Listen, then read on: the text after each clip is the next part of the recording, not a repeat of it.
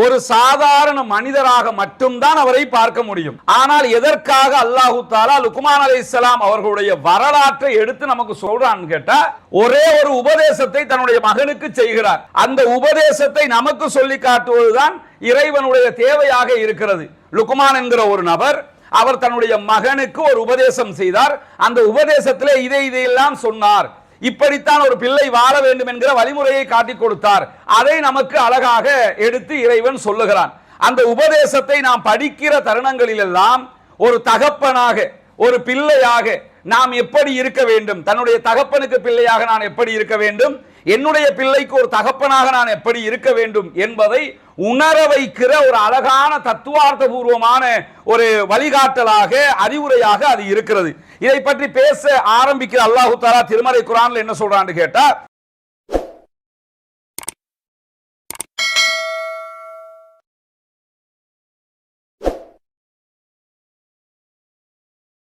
பிஸ்மில்லாஹிர் ரஹ்மானிர் ரஹீம். السلام عليكم ورحمة الله وبركاته. إن الحمد لله نحمده ونستعينه ونستغفره ونعوذ بالله من شرور أنفسنا وسيئات أعمالنا من يهده الله فلا مضل له ومن يضلل فلا هادي له. أشهد أن لا إله إلا الله وأشهد أن محمدا عبده ورسوله أما بعد. எல்லா புகழும் புகழ்ச்சியும் அல்லாஹ் ஒருவனுக்கே உண்டாகட்டுமாக. அவனுடைய அமைதியும் கருணையும் நபிகள் பெருமானார் ஸல்லல்லாஹு அலைஹி வஸல்லம் அவர்கள் மீதிலும், அவர்கள் காட்டிய வழிப்படி மாத்திரம் வாழக்கூடிய அனைவர்கள் மீதிலும் உண்டாகட்டும். பேரன்புமிக்க எல்லாம் வல்ல அல்லாஹ்வினுடைய நல்லடியார்களே, நாம் வாழுகிற இந்த உலக வாழ்க்கையிலே சரியான முறையில் வாழ்ந்து மறுமையிலே வெற்றி பெற வேண்டும் என்பதற்காக இறைவன் காலத்திற்கு காலம் தன்னுடைய தூதர்களை அனுப்பி வைத்து அவர்கள் மூலமாக சரியான வழிகாட்டுதல்கள் எது என்பதையும், நாம் தவிர்த்து நடக்க வேண்டிய தவறான வழிமுறைகள் எது என்பதையும் இனம்பெருத்து காட்டி இருக்கிறான். அந்த அடிப்படையில் இந்த உலகுக்கு இறுதியாக அனுப்பப்பட்ட நபிகள் பெருமானார் ஸல்லல்லாஹு அலைஹி வஸல்லம் அவர்கள் திருமறை குர்ஆனை நம்முடைய வாழ்வியல் வழிகாட்டியாகவும் அதனுடைய முழுமையான விளக்க உரையாக தன்னுடைய வாழ்நாள் முழுவதையும் அமைத்து விட்டு சென்றிருக்கிறார்கள். திருமறை குர்ஆனுடைய வழிகாட்டுதல்கள் பிரகாரமும் நபிகள் நாயகம் ஸல்லல்லாஹு அலைஹி வஸல்லம் அவர்களுடைய வழிமுறைகள் பிரகாரமும் யாரெல்லாம் இந்த உலக வாழ்க்கையை கழிக்கிறோமோ அவர்கள் அத்தனை பேரும் நாளை மறுமையிலே சொர்க்கத்தில் நுழைவோம் என்றும், இந்த வழிகாட்டுதல்களுக்கு மாற்றமாக வாழக்கூடியவர்கள் கண்டிப்பாக நாளை மறுமையிலே நரகத்தில் நுழைவிக்கப்படுவார்கள் என்றும் புனிதமிக்க இஸ்லாமிய மார்க்கம் நமக்கெல்லாம் கற்றுத்தருகிறது. அந்த அடிப்படையில் இஸ்லாத்தை அதன் தூய வடிவத்திலே ஏற்றுக்கொண்டு அதன்படியே வாழ்ந்து நாளை மறுமையிலே வெற்றி பெற வேண்டும் என்பதுதான் நம்முடைய இலக்காக இருக்க வேண்டும். இந்த உலகத்துல நம்ம வாழுகிற காலகட்டத்தில் எப்படி வாழ வேண்டும் என்பதற்கு அல்லாஹு தஆலா திருமறை குர்ஆனையும் தந்து அதற்குரிய விளக்க உரையாக நபிகள் நாயகத்தையும் அனுப்பி வைத்து அவர்களை வாழ்ந்தும் காட்ட சொல்லி இருக்கிறான். ஒரு மனிதர் இந்த உலகத்திலே இப்படி வாழ்வதுதான் மறுமையினுடைய வெற்றிக்கு சரியானதாக இருக்கும், இல்லை என்று சொன்னால் மறுமையிலே அவர் தோற்று விடுவார். இப்படி நபிகள் நாயகம் ஸல்லல்லாஹு அலைஹி வஸல்லம் அவர்கள் தன்னுடைய வாழ்க்கையில் வழிமுறையாக நமக்கு காட்டுகிற சந்தர்ப்பங்களில் திருமறை குர்ஆனை நமக்குரிய மிகப்பெரிய வாழ்வியல் அத்தாட்சியாக தந்திருக்கிறார்கள். இந்த திருமறை குர்ஆன் பல விவகாரங்களை பற்றி நமக்கு ஒவ்வொரு நேரத்திலும் பேசிக்கொண்டே இருக்கிறது. திருமறை குர்ஆனுடைய போங்கிலே பல இடங்களில் பல பேருடைய வரலாறுகளை பற்றி திருமறை குர்ஆன் பேசுவதையும் நம்ம பார்க்க முடியும். நபிமார்களுடைய செய்திகளை குர்ஆன் பேசுகிறது, நல்லடியார்களுடைய செய்திகளை பேசுகிறது, மரியம் அலைஹிஸ்ஸலாம் போன்ற பெண்களுடைய செய்திகளை திருமறை குர்ஆன் பேசுகிறது. இப்படி பல பேருடைய வரலாற்று நிகழ்வுகளையும் நமக்கு படிப்பினையாக அல்லாஹு தஆலா எடுத்து சொல்லுகிறான். அப்படி எடுத்து சொல்லப்பட்ட ஒரு முக்கியமான மனிதருடைய வரலாறு தான் லுக்மான் அலைஹிஸ்ஸலாம் அவர்கள் தன்னுடைய மகனுக்கு செய்கிற உபதேசத்துடன் கூடிய ஒரு வரலாற்று நிகழ்வு. லுக்மான் அலைஹிஸ்ஸலாம் என்கிற ஒருவரை பற்றி குர்ஆன் பேசுகிறது. லுக்மான் என்கிற பெயரில் ஒரு அத்தியாயத்தையே இறைவன் நமக்கு தந்திருக்கிறான். இந்த அத்தியாயத்தில் பேசப்படுகிற நபரை பொறுத்தவரையில ஓவராலா பாத்தீங்கன்னு சொன்னா ஒரு நபிமார்கள் பட்ட அளவுக்கு உண்டான ஒரு கஷ்டத்தை பட்டவராக அவரை எங்குமே குர்ஆன் பேசவில்லை. அல்லது நபிகள் நாயகம் ஸல்லல்லாஹு அலைஹி வஸல்லம் அவர்களும் எங்குமே அவரை அந்த அளவுக்கு போற்றி புகழ்ந்து அவருடைய புகழ் மாலைகளை பேசியதை பார்த்தீங்கன்னா எங்கேயுமே அப்படி பேசியதை நீங்கள் பார்க்க முடியாது. அப்ப அவர் ஒரு நபி அளவுக்கு பேசப்படுகிற ஒருவர் கிடையாது. பெரிய தியாகங்களை செய்ததாக பேசப்படக்கூடிய ஒருவர் கிடையாது. இப்ராஹிம் நபியை போன்று நெருப்பு குண்டத்திலே வீசப்பட்டதாக அவரை பற்றிய எந்த செய்திகளும் இல்லை. கொள்கைக்காக பாடுபட்டார், கொள்கை பிரச்சாரம் செய்தார் என்கிற விதமாக பேசப்படுவதற்கு அப்படியான எந்த தரவுகளும் இல்லை. இப்படி எந்த தரவுகளுமே இல்லாத ஒரு சாதாரண மனிதராக மட்டும்தான் அவரை பார்க்க முடியும். ஆனால் எதற்காக அல்லாஹு தஆலா லுக்மான் அலைஹிஸ்ஸலாம் அவர்களுடைய வரலாற்றை எடுத்து நமக்கு சொல்றான்னு கேட்டா, ஒரே ஒரு உபதேசத்தை தன்னுடைய மகனுக்கு செய்கிறார். அந்த உபதேசத்தை நமக்கு சொல்லி காட்டுவதுதான் இறைவனுடைய தேவையாக இருக்கிறது. லுக்மான் என்கிற ஒரு நபர், அவர் தன்னுடைய மகனுக்கு ஒரு உபதேசம் செய்தார். அந்த உபதேசத்திலே இதையெல்லாம் சொன்னார். இப்படித்தான் ஒரு பிள்ளை வாழ வேண்டும் என்கிற வழிமுறையை காட்டிக் கொடுத்தார். அதை நமக்கு அழகாக எடுத்து இறைவன் சொல்லுகிறான். அந்த உபதேசத்தை நாம் படிக்கிற தருணங்களில் எல்லாம் ஒரு தகப்பனாக, ஒரு பிள்ளையாக நாம் எப்படி இருக்க வேண்டும், தன்னுடைய தகப்பனுக்கு பிள்ளையாக நான் எப்படி இருக்க வேண்டும், என்னுடைய பிள்ளைக்கு ஒரு தகப்பனாக நான் எப்படி இருக்க வேண்டும் என்பதை உணர வைக்கிற ஒரு அழகான தத்துவார்த்த பூர்வமான ஒரு வழிகாட்டலாக, அறிவுரையாக அது இருக்கிறது. இதை பற்றி பேச ஆரம்பிக்கிற அல்லாஹு தஆலா திருமறை குர்ஆன்ல என்ன சொல்றான்னு கேட்டா, வைது கால லுக்மானுல் இப்னிஹி, லுக்மான் தன்னுடைய மகனுக்கு தகவல்களை, அறிவுரைகளை சொல்ல ஆரம்பிக்கிற போது, வஹுவ யஅலுஹு, அவர் என்ன பண்றாருன்னு கேட்டா, மகனுக்கு ரொம்ப நேர்த்தியாக இந்த தகவல்களை சொல்ல ஆரம்பிக்கிறார். சொல்ல ஆரம்பிக்கும் போது என்னன்னா, யா புனைய லா துஷ்ரிக் பில்லா, ஒரு உபதேசத்தை பண்றாரு. முதலாவது உபதேசம் என்னன்னு கேட்டா, யா புனைய லா துஷ்ரிக் பில்லா, எனது அருமை மகனே, நீ இறைவனுக்கு இணை வைத்து விடாதே. இப்ப உபதேசம் பண்ற நேரம் ஒன்று இருக்குதுல்ல, உபதேசம் பண்ணுகிற முறை ஒன்று இருக்குதுல்ல. உபதேசத்தில் என்ன சொல்றாருன்னா, எனது அருமை மகனே, நீ இறைவனுக்கு இணை வைத்து விடாதே. அது ரெண்டாவது பார்ப்போம். முதல்ல எப்படி உபதேசம் பண்றாருங்கிறத பார்க்கணும்ல. நம்ம அறிவுரை சொல்லுவோம், அறிவுரை சொல்லுவது எப்படி, அந்த அறிவுரை சொல்லுகிற மெத்தட்ல தான் அவன் ஏத்துக்கிறதும் ஏத்துக்காம போறதும். ஒருத்தனுக்கு ரசூலுல்லாஹி ஸல்லல்லாஹு அலைஹி வஸல்லம் அவர்கள் இந்த இஸ்லாமிய மார்க்கத்தை பிரச்சாரம் செய்கிற போது மக்களுக்கு மத்தியிலே ரசூலுல்லாஹ் எப்படி பேசப்பட்டார்கள், ரசூலுல்லாஹ்வுடைய ஆரம்ப வாழ்க்கை அழகாக இருக்கிறது, நேர்த்தியாக இருக்கிறது, ஒழுக்கமாக இருக்கிறது, பார்க்கிறவர்களை கவர்கிற விதமாக இருக்கிறது, நேர்மையாளராக பார்க்கப்படுகிறார், உண்மையாளராக பார்க்கப்படுகிறார், எந்த ஒரு குற்றச்சாட்டும் ரசூலுல்லாஹ் மேல இல்ல, நேர வந்து நின்று என்னிடத்தில் எனக்கு இறைவனிடமிருந்து தகவல் வருகிறது என்று சொல்கிறார்கள். அப்படி சொல்லி கூட அந்த சமூகம் ஏற்றுக்கொள்ளவில்லை. ஒரு சில பேர் தானே ஏத்துக்க ஆரம்பிச்சாங்க. ரசூலுல்லாஹ் மேல எந்த எலிகேஷன் ஆவது இருந்ததா, நீங்க எல்லாம் வந்து பேசலாமா, நீங்க எல்லாம் பெரிய உத்தமரா, நீங்களா ரொம்ப நல்லவரா, இப்படி கேட்கிற விதமாக ரசூலுல்லாஹ்வுக்கு எலிகேஷன் இருந்ததான்னு கேட்டா அப்படியான எந்த விமர்சனமும் இல்லை. அதே நேரம் மறுபுறம் எடுத்து பார்த்தீங்கன்னா, நபிகள் நாயகத்தை ஏற்றுக்கொண்ட அத்தனை பேருமே முதன்மையாக எதை வைத்து ஏற்றுக்கொண்டார்கள், ரசூலுல்லாஹ்வுடைய கொள்கை கோட்பாடுகளை பார்த்து இஸ்லாத்தை ஏற்றுக்கொண்டவர்கள் உண்டு, அதிகம் பேர், லட்சம் பேர் உண்டு. அவர்களுடைய நடத்தையை பார்க்கிறார்கள். முகமது நபி அவர்கள் எப்படிப்பட்டவர்கள், அவருடைய பண்பு பண்பாடு எப்படி இருக்கிறது, அவருடைய ஒழுக்கம் எப்படி இருக்கிறது, மக்களுக்கு மத்தியிலே அவர் எப்படிப்பட்டவராக இருக்கிறார். எனவே நாம் உபதேசிப்பதற்கு முன்பதாக, நம்முடைய கருத்துக்களை சொல்வதற்கு முன்பதாக நம்ம யாரு என்கிறது ரொம்ப முக்கியமானது. அது குழந்தைக்கு உபதேசம் பண்ணாலும் சரி, அல்லது ஒரு சாதாரண ஒரு மனிதருக்கு உபதேசம் பண்ணாலும் சரி, யாருக்காகவே பயான் பண்ணினாலும் சரி, நம்முடைய நடத்தை, நம்முடைய செயல்பாடு எப்படி இருக்கிறது, அதை இந்த வரலாற்றில் நம்ம முதன்மையாக படிக்க வேண்டி இருக்கிறது. ஏன்னா முதலாவது ஆரம்பிக்கும் போது எப்படி ஆரம்பிக்கிறாரு, யா புனைய, எப்படி மொழிபெயர்ப்போம் இத, எனது அருமை மகனே. இதை தவிர ஒரு டீசென்டான, அழகான, நேர்த்தியான மொழிபெயர்ப்ப உலகத்தில் எங்கேயுமே தமிழ்ல நம்ம பண்ண முடியாது. பெரும்பாலும் யா புனையன்னா எனது அருமை மகனே, ஒரு அன்பான அழகான வார்த்தை இது. ஆனா இந்த வார்த்தைக்கு இதுதான் மொழிபெயர்ப்பான்னு பாத்தீங்கன்னா, இது மொழிபெயர்ப்பு அல்ல, இது நம்ம எழுத்துக்கு கொண்டு வருகிற மொழிபெயர்ப்பு. ஆனா இது ஒரு பெரும் கருத்துக்களை உள்ளடக்கிய ஒரு வார்த்தையாக இருக்கிறது. உதாரணமாக எடுத்துக்கிட்டீங்கன்னா, இந்த வார்த்தையை யாரெல்லாம் இங்க பயன்படுத்தி இருப்பாங்கிற ஒரு பார்வை இருக்கிறது. அதுக்கு முன்பதாகவே ஒரு தகப்பன் ஒரு பிள்ளையோடு எப்படி பேசுவார், ஒரு பிள்ளையோட நம்ம குழந்தை கிடைச்சிருச்சு, நம்ம எப்படி பிள்ளையோட பேசுவோம், ஹாஸ்பிட்டல்ல வைஃப் இருப்பாங்க, ஹாஸ்பிட்டலுக்கு பாக்குறதுக்கு போவாரு, இருக்கிற பழங்கள் எல்லாத்தையும் எடுத்துக்கொண்டு போவார்ல பிள்ளைய பாக்குறதுக்கு, போய் பிள்ளைய பாப்போம்ல, பாக்குற போது இந்த பிள்ளை கிடைச்சிருச்சு, இந்த கொண்டாந்து வச்சுட்டாங்க என்னும் போது முதலாவது பிள்ளைய பார்த்து நம்ம எப்படி பேசுவோம், எப்படி பழகுவோம், எப்படி கொஞ்சுவோம், அதை யோசிச்சு பாருங்க. முத்தே, பவளமே, வைரமே, உலகத்துல இருக்க எல்லா இருமுட பேரையும் சொல்லுவாங்க, பாத்திருக்கீங்கல்ல. பிள்ளைய கொஞ்சும் போது ஒவ்வொருத்தரும் ஒவ்வொரு விதமா கொஞ்சுவோம். அது கொஞ்சும் போது முத்தும்பா, பவளம்பா, வைரம்பா, எல்லா பேர்களையும் சொல்லுவாங்க. சில பேர் கொஞ்சம் அட்வான்ஸா போவாங்க. அட்வான்ஸா போய் என் கண்ணு குட்டின்னு கொஞ்சம் பாத்திருக்கீங்களா, கண்ணு குட்டிங்கிறது எரும மாற்ற பிள்ளைக்கு தானே, நம்ம பிள்ளைக்கு இல்ல. ஆனா நம்ம பிள்ளைன்னு தெரியுது, அது எரும மாற்ற பிள்ளை இல்ல, நம்ம பிள்ளைன்னு தெரியுது, பாசம் மிகுதி. அதுல என் கண்ணு குட்டி அப்படின்னு கொஞ்சுவாங்க. இதே ஆளு புள்ள ஒரு 5ஆம் கிளாஸ் படிக்கும் போது ஒரு எக்ஸாம்ல ஃபெயில் ஆயிட்டான்னு வைங்க, எரும மாறு, நீ எல்லாம் படிச்சா தாங்களா உருப்படுறதுக்குமா, சரிதானே, கண்ணு குட்டி எரும மாடா மாறிடும். முதல்ல 5ஆம் கிளாஸோ சின்ன பிள்ளையோ எப்ப கொஞ்சம் போதும் நேர்த்தி தவறிவிடக் கூடாது.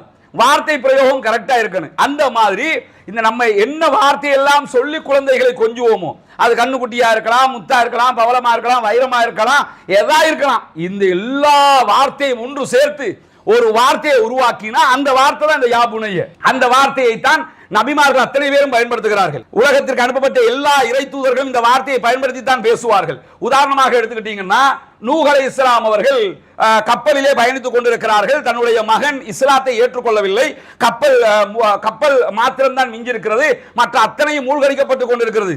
கப்பல் தண்ணீர்ல அடிச்சு போய்கிட்டு இருக்கும் போது மகன் மிதந்துகிட்டு வர்றான், உயிரை காப்பாத்திக்கிறதுக்காக தட்டுமாறிக்கிட்டு வர்றான். அந்த நேரத்தில் ஒரு தகப்பன் எப்படி பேசுவார், எப்படி பேசி இருக்கணும், நம்மளா இருந்தா எப்படி பேசுவோம்? அறிவு கட்ட மூதேவி, எவ்வளவு சொன்னேன் கேட்டியா, கேட்காம இப்ப மிதந்துகிட்டு வர்ற ஏரி தொலை மூதேவி, இப்படியாவது கோபம் சொன்னதை கேட்கலையா நீ, அப்படிதான் நம்ம பேசுவோம். ஆனா அல்லாஹ்வுடைய தூதர்கள் எப்படி வழிகாட்டுகிறார்கள் தெரியுமா? யா புனை எருக்கம் மானாங்கிறாரு. இந்த ராஜா ஏறிக்கடா கப்பல்ல, இல்லன்னா அழிஞ்சு போயிருவோவாப்பா, ஏறு கப்பல், அன்பா கூப்பிடுறாரு. அப்படி கூப்பிட்டு அவன் போயா போறதுக்கு போயிட்டான். அவ்வளவு அழகா கூப்பிட்டு நபிமார்கள் அழைக்கிறார்கள். அவன் வந்தானா, ஏறினானா, அப்படி கூப்பிட்டே ஏறல. மாறி கூப்பிட்டு இருந்தாருன்னா, நம்ம கூப்பிடுற மாதிரி கூப்பிட்டு இருந்தாருன்னா வந்திருப்பானா? இப்படி கூப்பிட்டே வராது, அப்படி கூப்பிட்டா நிச்சயமா வரமாட்டான். ஆனால் அவர் எப்படி அந்த தருணத்தில் ஒரு கோபத்தின் உச்சத்தில் இருக்கிற ஒரு தகப்பன், அப்ப கூட கோபம், உங்களுக்கு 1000 கோபம் இருக்கும், மகன் செய்தது 100% பிழை, அந்த பிழையை சரி என்று சொல்வதற்கு வழியே இருக்காது. ஆனால் அன்பாக பேசி அதை சொல்ல வேண்டும், அழகாக பேசி அதை சொல்ல வேண்டும். ஏன் ராஜா இங்க வா, நீ செஞ்சது 100% பிழை, நீ செய்த பிழை இது, அதை இப்படி செய்திருந்தால் பிழையாகி இருக்காது என்கிற அறிவுரையை அன்பாக முதலில் சொல்ல வேண்டும். எத்தனை தகப்பன் இப்படி அன்பாக சொல்கிறோம்? நூஹ் நபியுடைய வழிமுறை நம்ம இடத்தில் இருக்கிறதா? நூஹ் நபி பேசிய மாதிரி தான் நம்ம பேசுறோமா? இப்ராஹிம் அலைஹிஸ்ஸலாம் தன்னுடைய மகனை அறுப்பதற்கு பலியிடுவதற்கு அழைத்து செல்கிறார். அழைத்து செல்கிற போது மகனிடத்தில் பேசுகிறார். யா புனைய இன்னி அரா ஃபில் மனாமி அன்னி அதுபஹுக ஃபந்துர் மாதா தரா, நான் உன்னை அறுத்து பலியிடுவதை போன்று கனவு கண்டேன் என்னுடைய அருமை மகனே, நீ என்ன நினைக்கிறப்பா, உன்னை அறுத்து கொடுக்கவா, பலியிடவா அப்படின்னு பேசுறாரு. நம்ம அப்படித்தான் பேசுவோமா? ஏய் நேத்து தூங்கிட்டு ஒரு கனவு வந்துச்சு, அல்லாஹ் வந்து உன்னை அறுத்து ஒரு குர்பான் கொடுக்க சொல்றான், கிளம்பி வா. நம்ம இப்படி அவர் எவ்வளவு அழகா பேசுறாரு, அதற்கு எவ்வளவு அழகாக பதில் சொன்னார் இஸ்மாயில் அலைஹிஸ்ஸலாம் அவர்கள். என்ன காரணம் என்று சொன்னால், பேசுகிற வார்த்தை ரொம்ப முக்கியம். முதல்ல நம்ம யார்கிட்ட அழகா பேசணும்? நம்ம குழந்தை கேட்டு தானே, நம்ம பிள்ளை கேட்டு தானே. நம்ம பிள்ளை கேட்டே நம்ம அன்பா பேசல, அழகா பேசல, பாசமா பேசல, பாசத்தை அள்ளி அப்படி கொட்டி விட்டுறணும். அதை வச்சிருந்து என்ன பண்ண போறீங்க? அதை வச்சிருந்து செத்ததுக்கு பிறகு என்ன பலன்? ஏதாவது நடந்ததுக்கு பிறகு என்ன பலன்? பிள்ளைகளோடு பேசும்போது அன்பு கலந்த வார்த்தைகள் மாத்திரம்தான் அவர்களை வழிக்கு கொண்டு வரும். பாசமா இருக்கணும், அன்பா இருக்கணும். இப்படி நீங்க பல நபிகள் நாயகம் ஸல்லல்லாஹு அலைஹி வஸல்லம் அவர்கள் பிள்ளைகளோடு பேசுகிற நேரங்களில் எல்லாம் இந்த வார்த்தையை தான் பயன்படுத்துவார்கள். எங்க நீங்க எடுத்தாலும் நபிமார்கள், இறை தூதர்கள் பயன்படுத்திய வார்த்தை எதுன்னு பாத்தீங்கன்னா யா புனைய. இந்த வார்த்தையை பயன்படுத்தி என்ன சொல்லுவாங்கன்னா, அவங்க சொல்ல வருகிற அறிவுரையை சொல்லுவார்கள். அப்ப முதலில் அறிவுரை சொல்லுகிற போது அறிவுரையை கேட்கிற இடத்தில் பிள்ளை இருக்கிறானான்னு பாத்துக்கணும். இப்போ ஓகே, லுக்மான் அலைஹிஸ்ஸலாத்து வரலாறு எல்லாம் பார்த்தாச்சு. வீட்டுக்கு போய் இன்னைக்கு புள்ளைய கூப்பிட்டு அட்வைஸ் தான். எப்படி புள்ள 2 வயசா இருக்கு, இங்க வாங்க, நீங்க வந்து டாக்டருக்கு படிக்கணும், இன்ஜினியர் ஆகணும், அது செய்யணும். 2 வயசு பிள்ளைக்கு இதெல்லாம் வழங்குமா? அட்வைஸ் பண்ணும்போது அட்வைஸை ஏத்துக்கிற காலமா இருக்கணும். இப்ராஹிம் நபி தன்னுடைய மகனை அறுக்க கேட்கும் போது அதை சொன்னா புரிகிற வயசா இருந்தது. நூஹ் அலைஹிஸ்ஸலாம் அவங்க சொல்லும் போது அவனுக்கு புரிகிற வயசாக இருந்தது. இப்ப லுக்மான் அலைஹிஸ்ஸலாம் அவர்கள் சொல்லும் போது புரிகிற வயசாக இருக்கணும். அப்ப புரிகிற வயசுல தான் அந்த அட்வைஸை முதல்ல சொல்லணும். சொல்லும் போது அன்பாக சொல்ல வேண்டும். அப்ப என்னுடைய அருமை மகனே என்று அழைத்து லுக்மான் அலைஹிஸ்ஸலாம் அவர்கள் முதலாவது என்ன உபதேசத்தை செய்கிறார்கள்? ஃபர்ஸ்ட் உபதேசம், ஃபர்ஸ்ட் அறிவுரை பிள்ளைக்கு அதுதான். என்ன அறிவுரை? நீ படிக்கணும், நீ பெரிய ஆளாகணும், நீ முன்னேறணும், நீ யூனிவர்சிட்டிக்கு போகணும், நீ PhD முடிக்கணும், இதெல்லாம் அறிவுரை. நீ இல்லைன்னா அப்படி ஆகணும், இப்படி ஆகணும், இதெல்லாம் அறிவுரை. நீ அவன மாதிரி ஆகணும், இதெல்லாம் கிடையாது. முதலாவது அறிவுரை என்னன்னு கேட்டா, லா துஷ்ரிக் பில்லா. முதல்ல இந்த தௌஹீதை படிச்சு கொடுத்துறணும், இந்த ஏகத்துவத்தை படிச்சு கொடுத்துறணும். ஏன்னா நீங்க எவ்வளவு பெரிய கோடீஸ்வரனாக மாறினாலும், எவ்வளவு பெரிய அறிவாளியாக இருந்தாலும், எவ்வளவு பெரிய உலகமே மதிக்கிற ஆளாக இருந்தாலும், இந்த ஈமானிய தெளிவு இல்லாவிட்டால் உங்களால் இம்மையிலும் ஜெயிக்க முடியாது, மறுமையிலும் ஜெயிக்க முடியாது. ஆக்கத்தை சொல்ல நீங்க ரொம்ப சூப்பரான ஆளு, எத்தனை பேரை பார்க்கிறோம், நான் பெரிய அறிவாளியா இருப்பான், ஆனா அவன் செய்கிற வேலைகளை பார்த்தா, வணங்குகிற வணக்கத்தை பார்த்தா என்னையா நீங்க பண்றீங்க என்று தோணுமா இல்லையா? ஆனா ஒரு சாதாரண விவசாயியா இருப்பான், அல்லாஹ்வை தவிர யாரையும் வணங்க மாட்டாமா, எந்த மூட கொள்கைகளும் அவனிடத்தில் இருக்காது, எந்த மூட நம்பிக்கைகளும் அவனிடத்தில் இருக்காது. மிக தெளிவாக இறைவனை பற்றிய புரிதலோடு அவன் இருப்பான். முதலாவது தேவை என்ன தெரியுமா? இந்த உலகத்துல இறைவன் யாரு, இறைவனுடைய புரிதல் என்ன, அதை பற்றிய தெளிவை நாம் பிள்ளைகளுக்கு கொடுத்து விட வேண்டும். அல்லாஹ்டா யார் தெரியுமா? அவனுடைய தூதர்ண்டா யார் தெரியுமா? நம்ம ஏற்றுக்கொண்டிருக்கக்கூடிய மார்க்கம்ண்டா என்ன தெரியுமா? இஸ்லாம்ண்டா எப்படிப்பட்டது தெரியுமா? அதனுடைய பேஸ்மெண்ட்டை கரெக்டா கொடுத்துறணும். அதைத்தான் லுக்மான் அலைஹிஸ்ஸலாம் அவர்கள் மிக தெளிவாக என்ன பண்றாங்கன்னு கேட்டா, யா புனைய லா துஷ்ரிக் பில்லா, இறைவனுக்கு நீ இணை வைக்க கூடாது. இணை வைக்க கூடாது, ஓகே. இறைவன்டா யாருன்னு சொல்லணும்ல. இறைவனுக்கு இணை வைக்க கூடாதுன்னா அந்த இறைவன் யாரு அதை சொன்னா தானே அவனுக்கு புரியும். அதையும் சேர்த்து பின்னாடி சொல்றாரு. இன்தகு மிஸ்கால ஹப்பத்தின் மின் ஹர்தலின் ஃபதகுன் ஃபீ ஸஹ்ரத்தின் அவ் ஃபீ ஸமாவாத்தி அவ் ஃபில் அர்த் யஅதி பிஹல்லா. நீ அல்லாஹ்வுக்கு இணை வச்சிட கூடாதுப்பா. அந்த அல்லாஹ் எப்படிப்பட்டவன் தெரியுமா? அத உலகத்திலேயே அல்லாஹ்வுக்கு டெஃபினேஷன் சொன்னதுல லுக்மான் அலைஹிஸ்ஸலாம் அவர்கள் சொன்ன டெஃபினேஷன் மாதிரி யாருமே சொல்ல முடியாது. அந்த அளவுக்கு மிக அழகான ஒரு விளக்கத்தை இறைவனை பற்றி சொல்லுகிறார். எப்படி சொல்றாரு? இன்னஹா இன்தகு மிஸ்கால ஹப்பத்தின் மின் ஹர்தல், ஒரு கடுகு அல்லது அதை விட ஒரு சிறிய பொருள். உலகத்துல அணுதான் ஆக சிறிய பொருள். அதை கூட புரோட்டான் எலக்ட்ரான் என்று சொல்லி ரெண்டா உடைச்சு இப்ப மூணாவும் உடைச்சிட்டாங்க. உலகத்திலே சின்னது அது, அதையே ரெண்டா மூணா உடைச்சிட்டானா இல்லையா? இவ்வளவு பெரிய வாரே அந்த அந்த துளியால தான் இப்ப நடக்கிற இந்த வார் நடந்துகிட்டு இருக்குது. ஈரான்ல இது எல்லாமே இந்த அணுங்கிற அந்த ஒரு மெட்டர்ல இருந்து எல்லாமே நடந்துகிட்டு இருக்குது. ஆக சிறியது உலகத்திலே அணு. இதை எடுத்துக்கிறீங்க. இன்னஹா இன்தகு மிஸ்கால ஹப்பத்தின் மின் ஹர்தல் ஃபதகுன் ஃபீ ஸஹ்ரத்தின், அது ஒரு கற்பாறைக்குள் இருக்கிறது. ஒரு சிறிய பொருள் கற்பாறைக்குள்ள இருக்கிறது. அவ் ஃபீ ஸமாவாத், அல்லது வானத்துக்குள்ள இருக்கிறது. இது யாருக்கு தெரியும்? ஒரு சின்ன பொருளுங்க. ஒரு கருப்பு கட்டெரும்பு கார் இருள் நேரம் கருங்கடலில் அது ஒரு கல்லுக்கு மேல நகர்ந்து கொண்டு இருக்கிறது. சேட்டலைட் கண்டுபிடிக்குமா? உலகத்தில் உள்ள தொழில்நுட்பம் கண்டுபிடிக்குமா? ஆர்டிபிஷியல் இன்டெலிஜென்ஸ்ல கண்டுபிடிச்சிட முடியுமா? எல்லாமே கருப்பு. ஏதாவது ஒன்று வேணும். என்னதான் நீங்க இருட்டுக்குள்ள கேமரா வச்சிருந்தாலும் அதை ஐடென்டிஃபை பண்றதுக்குரிய ஒரு ஏதோ ஒன்று வேணும்ல. அப்ப அது மாதிரி ஏதாவது இருந்தா தான் கண்டுபிடிக்க முடியும். இது தரையில இருக்கிறது கூட கிடையாது. ஒரு கற்பாறைக்குள் இருக்கிறது அல்லது வானங்களுக்குள் இருக்கிறது. இதை கொண்டு வந்து தருகிற ஆற்றல், அதிகாரம், சக்தி, பவர் யாருக்கு இருக்கு தெரியுமா? ஷாவுல் ஹமீத் பாஷாக்கு இல்ல. சொல்லிக் கொடுக்கணும். சொல்லிக் கொடுக்கும் போது அப்துல் காதர் ஜீலானி ரஹிமஹுல்லாவுக்கு இல்ல. உலகத்துல நீ யாரெல்லாம் அவுலியான்னு நம்புறியோ அவங்க யாருக்கும் இந்த அதிகாரம் இல்ல. நபிகள் நாயகம் ஸல்லல்லாஹு அலைஹி வஸல்லம் அவர்களுக்கும் இந்த அதிகாரம் இல்ல. இப்ராஹிம் அலைஹிஸ்ஸலாம் அவர்களுக்கும் இந்த அதிகாரம் இல்ல. யாருக்கு இந்த அதிகாரம் இருக்குது? அல்லாஹ்வுக்கு மட்டும்தான் இருக்குது. அவனுக்கு மட்டும்தான் ஏழும். உதாரணமா ஒன்று எடுத்துக்கிறேன். இந்த தவளை, தேரை என்று ரெண்டு இருக்குல்ல. தவளையும் ஒன்று இருக்குது, தேரையும் ஒன்று இருக்குது. தவளை எப்படி இருக்கும்? பழங்காலத்துல குளிக்கும் போது ஆத்துல முதுகு தேய்க்கிற கல்லு மாதிரி இருக்கும். சொரசொரப்பா இருக்கும்ல. தவளையினுடைய மேல் பகுதி சொரசொரப்பா இருக்கும். தேரை எப்படி இருக்கும்? இப்ப இருக்கிற பாத்ரூம் டைல்ஸ் மாதிரி இருக்கும். வலுவலுப்பா இருக்கும். இந்த தேரை ஏன் வலுவலுப்பாக இருக்குதுன்னு சொன்னா அது தன்னுடைய வியர்வையை உணவாக எடுத்துக்கொள்ளும். தேரையினுடைய விவகாரம் என்னன்னு கேட்டா அதனுடைய பெரும்பாலான உணவு வியர்வையே உணவாக எடுத்துக்கிறோம். அதுதான் தேரை அந்த வலுவலுப்பாக இருக்கிறதுக்கான காரணமே. இந்த தேரை எங்கு வாழும், எங்கு இருக்கும் என்கிற ஒரு ஆய்வை விஞ்ஞானிகள் செய்கிறார்கள். லண்டன் பிபிசியினுடைய இணையதளத்தில் இன்றைக்கும் நீங்கள் பார்க்க முடியும். இதை இப்ப எல்லாத்துக்கும் விஞ்ஞானத்தில் பதில் இருக்கிறது என்று சொல்லுகிற மேதாவிகள் இந்த இடத்துல அப்படி ஸ்டக் ஆகி நிப்பாங்க. ஏன் நிப்பாங்க? ஒரு பெரிய கற்பாறை இருக்குதுன்னு நினைச்சுக்கிறீங்க. ஒரு பெரிய கல்லு படாரம் இருக்குது. இந்த கல்லை உடைச்சு எடுப்பாங்களா, மலை, கல்லு மலை. இந்த கல்லு மலைய வெடி வச்சு உடைச்சு கீழே விழுத்தாட்டுவாங்க. விழுத்தாட்டும் போது அதுக்குள்ள தேரை நிற்கும். தேரையினுடைய வாழ்விடம் எது? கற்பாறை. கற்பாறைனா கற்பாறைகளுடைய பகுதி அல்ல. கற்பாறைக்கு உள்ள, கற்பாறைக்குள்ள தண்ணியே போக முடியல, காத்தே போக முடியல. தேரை எப்படி போச்சுது? நவீன விஞ்ஞானம் தேரை எப்படி வாழ்கிறது என்பதை சொல்லும். எப்படி வாழுதான்? அது தன்னுடைய உடம்புல இருந்து வேர்வை வருதா இல்லையா? அந்த வேர்வையை உணவாக எடுத்துக்கொள்ளும். கல்லு சூடாகும், வேர்வை வரும், அந்த வேர்வையை உணவாக எடுத்துக்கொள்ளும். இப்படி வாழ முடியும். அதெல்லாம் ஓகே. உள்ள எப்படி போச்சு? உள்ள போனதுக்குரிய கேள்விக்கு பதில் வேணும்ல.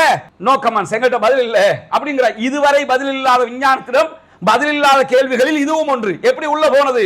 உள்ள கொண்டு வச்சது யாரு? இன்தகு மிஸ்கால ஹப்பத்தின் மின் ஹர்தலின் ஃபதகுன் ஃபீ ஸஹ்ரத்தின் அவ் ஃபீ ஸமாவாத்தி யஅதி பிஹல்லா. ஒரு கற்பாறைக்குள் அல்லது வானங்களுக்குள் அல்லது பூமிக்கு அடியில எங்க இருந்தாலும் உங்களுக்கு முடியாது, உங்களுக்கு தெரியாது, உங்களால கண்டுபிடிக்க முடியாது, உங்களால உணவளிக்க முடியாது, உங்களுக்கு தண்ணி கொடுக்க முடியாது. யஅதி பிஹல்லா, அல்லாஹ் கொண்டு வந்து தருவான். நம்ம வணங்குகிற ரப்பு சாதாரணமான ரப்பு இல்ல. மூசா நபியை கடலில் வைத்து காப்பாற்றியவன், இப்ராஹிம் நபியை நெருப்பில் வைத்து காப்பாற்றியவன், இஸ்மாயில் அலைஹிஸ்ஸலாத்தை அறுக்கும் போது காப்பாற்றியவன். எத்தனை முன்னுதாரணங்களை பார்க்க முடியும்? சாதாரண இறைவனை வணங்கிட்டு இருக்கிறோமா? அடிப்படையிலேயே அல்லாஹ்வை பற்றிய மிக தெளிவான அப்படி பச்சை தண்ணி மாதிரி இருக்கணும். பார்த்தா உள்ள இருக்கிறதெல்லாம் தெரியும்ல. தூய்மையான தண்ணி மாதிரி இறைவனை பற்றிய கொள்கை அப்படி அள்ளி கொடுத்துடணும். இப்படி கொடுத்துட்டோம்னா ஷாவுல் அமீத் பாஷாக்கு பின்னாடி போவானா? அல்லது அப்துல் காதர் ஜீலானி ரஹிமஹுல்லாஹ் அல்லாஹ் லெவலுக்கு கொண்டு வைப்பாங்களா? மத்த அவுலியாக்கள் லெவலுக்கு கொண்டு ஒவ்வொருத்தரை தூக்கி வச்சுக்கிட்டு அல்லாஹ்ட்ட கேட்கிற மாதிரி அவங்ககிட்ட போய் கேட்பாங்களா? கொடுக்கல. நம்ம யாரை சொல்லி கொடுக்கிறோம்னா, சின்ன வயசுல எடரிப்பட்டு விழும்போது யா முஹைதீன் சொல்லிக்க. லுக்மான் அலைஹிஸ்ஸலாத்துடைய அறிவுரை அல்லாஹ்வை பற்றியது. நம்ம ஆக்களுடைய அறிவுரை அப்துல் காதர் ஜீலானியை பற்றியது, அல்லது ஒரு நடிகனை பற்றியது, அல்லது எவனையாவது பற்றியது. நீ அவன மாதிரி ஆகணும், இவன மாதிரி, அதெல்லாம் ரெண்டாவது. முதல்ல உன் தலை கரெக்டா இருக்கணும், உன் சிந்தனை கரெக்டா இருக்கணும், பியூரா இருக்கணும். இது ஆரம்பத்திலே கொடுத்துட்டீங்க வைங்க, எங்க போனாலும் என்ன மசாயில் விஷயங்கள் அது இது அப்படி ஏதாவது வரும். இந்த அக்கீதாவுல வழி தர மாட்டாங்க, கரெக்டா இருப்பாங்க. விரல் ஆட்டணுமா ஆட்டக்கூடாதா அது மசாயில் விவகாரம், அது ரெண்டாவது பாத்துக்கலாம். மற்ற விவகாரம் ரெண்டாவது. இந்த அக்கீதா இருக்கு, அல்லாஹ்வை தான் வணங்கணும். அல்லாஹ் அல்லாத யாரையும் வணங்கக்கூடாது. யாருக்கும் எதற்கும் எந்த சந்தர்ப்பத்திலும் சக்தி இல்லை, பவர் இல்லை, ஆற்றல் இல்லை. இந்த அக்கீதாவை நம்ம கரெக்டா கொடுக்கணும்னா லுக்மான் அலைஹிஸ்ஸலாம் அவர்களுடைய இந்த வழிமுறையை பின்பற்ற வேண்டும். முதலாவது அறிவுரையாகவே யா புனைய என்று ஆரம்பிக்கிறவர் என்ன சொல்றாருன்னு கேட்டா, உன்னுடைய இறைவனுக்கு லா துஷ்ரிக் பில்லா, அல்லாஹ்வுக்கு நீ எந்த நேரத்திலையுமே இணை வைத்து விடாதே. அப்ப இணை வைக்காத என்று சொல்ற நேரத்தில் இணை வைப்புண்டா என்ன, அல்லாண்டா யாருங்கிறத சொன்னா தானே அவனுக்கு நிகராக யாரையும் கொண்டு வர மாட்டான். அப்ப ஏன் நிகரா கொண்டு வர்றாங்க அதை யோசிச்சு பாருங்க. அல்லாஹ்வுக்கு நிகரா ஏன் கொண்டு வர்றான்னு தெரியுதா உங்களுக்கு? நீங்க அல்லாஹ் அல்லாஹ் மாதிரி சொல்லி கொடுக்கல, அல்லாஹ்வையும் அப்துல் காதர் ஜீலானி மாதிரி சொல்லி கொடுத்து வச்சிருக்கிறோம். எப்படி அந்த கதை தெரியுமில்ல உங்களுக்கு? அப்துல் காதர் ஜீலானியும் அல்லாஹ்வும் டூர் போன கதையை சொல்லுவாங்கல்ல. அப்துல் காதர் பல தடவைகள் நம்ம கேட்ட கதை தான். அப்துல் காதர் ஜீலானியும் அல்லாஹ்வும் வந்து டூர் போனாங்களாம், ட்ரிப் போறாங்களாம். அல்லாஹ் வந்து ஆத்து பக்கமா போறான், அப்துல் காதர் ஜீலானி ரோட்டு பக்கமா போறாரு. எப்படி இதுல என்ன கதையில என்ன விளைக்கணும்? அவர் புத்திசாலியா அப்துல் காதர் ஜீலானி? ஏன்னா ரோட்டு பக்கமா தானே போனாரு. அல்லாஹ் வந்து ஆத்து பக்கமா போயிருக்கான். ஏன்னா அப்துல் காதர் ஜீலானிக்கு தஸ்தகீர் என்கிற ஒரு பெயரை சொல்லுவார்கள். ரமணா காலத்துல பாட்டு போடுவாங்க, அனைத்துலகை கைக்குள்ளே அடக்கி கொண்ட ஞானி, அவுலியாக்கள் அனைவரையும் ஆளும் சுபஹானி என்று சொல்லிட்டு பகதாது நகர்வாலும் தீரா நபி தரை மீதில் தவம் ஏந்தி யா தஸ்தகீர் அப்படின்னு படிப்பாரு. தஸ்தகீர் என்ன அர்த்தம் கேட்டா கரம் கொடுத்து பாதுகாத்தவர், விழப்போனவன பிடிச்சவர் அர்த்தம். அல்லாவும் அப்துல் காதர் ஜீலானியும் டூர் போகும்போது அல்லாஹ் என்ன பண்ணானா, ஆத்து பக்கமா போனவன் திடீர்னு வலிக்கு ஆத்துக்குள்ள விழுந்துட்டான். இவர் பாஞ்சு கைய பிடிச்சி பார்த்து வரக்கூடாதப்பா, தண்ணிக்குள்ள இல்லாம அவ்வளவு மேல வந்துரு அப்படின்னு சொல்லி அல்லாஹ்வை தூக்கி மேல எடுத்தாராம். அல்லாஹ் பார்த்துட்டு தஸ்தகீரே காப்பாத்திட்டியப்பா, இல்லனா அப்படியே அடிபட்டு நான் தண்ணியோட தண்ணியா போயிருப்பேன் அப்படின்னு சொல்லி அல்லாஹ் சொன்னானா. இதுக்கு தான் அவருக்கு தஸ்தகீர் என்று பேரு. யாரு? அல்லாஹ்வே காப்பாத்தினவர். இப்படி அல்லாஹ்வை சொல்லி வச்சோம்னா அவன் இணை வைக்காம இருப்பானா? அவன் சிறுக்கு பண்ணாம இருப்பானா? அல்லாஹ் யாரு? அப்துல் காதர் ஜீலானி ஆக்கி அப்துல் காதர் ஜீலானி அல்லாஹ் ஆக்கி வச்சிருக்காங்க. யோசிச்சு பார்க்க வேணாம், அல்லாஹ்வுக்கு வேற வேலை வெட்டியே இல்லையா? இவரோட டூர் போறதுக்கு தான் அல்லாஹ் இருக்கிறானா? என்ன மாதிரி ஆக்கி வச்சிருக்காங்க. அப்ப முதல்ல என்ன பண்ணணும்னா, இறைவனுடைய திருமறை குர்ஆன்ல இறைவன் எப்படி நமக்கு வழிகாட்டுகிறானோ அப்படி நம்ம என்ன பண்ணணும்னா பிள்ளைகளுக்கு இந்த ஏகத்துவத்தை அடிப்படையிலேயே கற்றுக் கொடுக்க வேண்டும். இது முதலாவதாக லுக்மான் அலைஹிஸ்ஸலாம் அவர்கள் தன்னுடைய மகனுக்கு செய்கிற உபதேசம். இதை செஞ்சுட்டு அடுத்ததா என்ன சொல்றாரு? இதை இந்த உபதேசத்தை பண்றாருல, அல்லாஹ்க்கு இணை வச்சிராத அப்படின்னு சொல்லி உபதேசத்தை பண்ணிட்டாரு. பண்ணிட்டு அடுத்த உபதேசமாக என்ன சொல்றாரு தெரியுமா? வவஸைனல் இன்சான பிவாலிதைஹி ஹமலத்துஹு உம்முஹு வஹ்னன் அலா வஹ்ன். நாங்கள் மனிதர்களுக்கு நிறைய அறிவுரைகளை, வசியத்துகளை அவனுடைய பெற்றோரை குறித்து வலியுறுத்தி இருக்கிறோம் அப்படின்னு சொல்லிட்டு, அவனுடைய தாய் பலவீனத்திற்கு மேல் பலவீனப்பட்டவளாகத்தான் அவனை சுமக்கிறாள். அடுத்ததாக யாரை பத்திய அறிவுரை வருது? பெற்றோரை பற்றி. முதல்ல அல்லாஹ்வை பத்தி சொல்லி கொடுத்துறணும். ரெண்டாவது யாரை பத்தி சொல்லி கொடுக்கணும்? நான் யார் தெரியுமா? உங்க அம்மா யார் தெரியுமா? நம்மளை பத்தி சொல்லி கொடுக்கணும். பெற்ற பிள்ளைக்கு தகப்பன்னா யாரு, நான் வந்து என்னுடைய பேரு என்று சொல்லி பேரு ஊரு பயோடேட்டாவை சொல்லி கொடுக்கிறது இல்ல. எதை சொல்லி கொடுக்கணும்? பெற்றோர்ண்டா யார் தெரியுமா? பிள்ளைகள் நீங்கண்டா யார் தெரியுமா? உம்மான்னா யார் தெரியுமா? வாப்பான்னா யார் தெரியுமா? அதை கற்றுக் கொடுக்கணும். அதைத்தான் அவர் சொல்றாரு, வவஸைனல் இன்சான பிவாலிதைஹி ஹமலத்துஹு உம்முஹு வஹ்னன் அலா வஹ்ன். நாங்கள் மனிதர்களுக்கு பெற்றோரை குறித்து நிறைய உபதேசம், வலியுறுத்தல்களை சொல்லி இருக்கிறோம். அவனுடைய தாய் அவனை கஷ்டத்துக்கு மேல் கஷ்டப்பட்டவளாக சுமந்திருக்கிறாள். உம்மா பத்தி யோசிச்சு பாருங்க, பாப்பா பத்தி யோசிச்சு பாருங்க. சரி, நிறைய நேரங்கள் அவங்க வயதான மூதாட்டிகளாக இருக்கிற காரணத்தினால நம்ம சில வேலைகள் அவங்க பண்ணும் போது நமக்கு அவ்வளவு கடுப்பாகும், அவ்வளவு கோபம் வரும், அவங்களோட பேசவே கூடாதுன்னு எண்ணம் வரும்.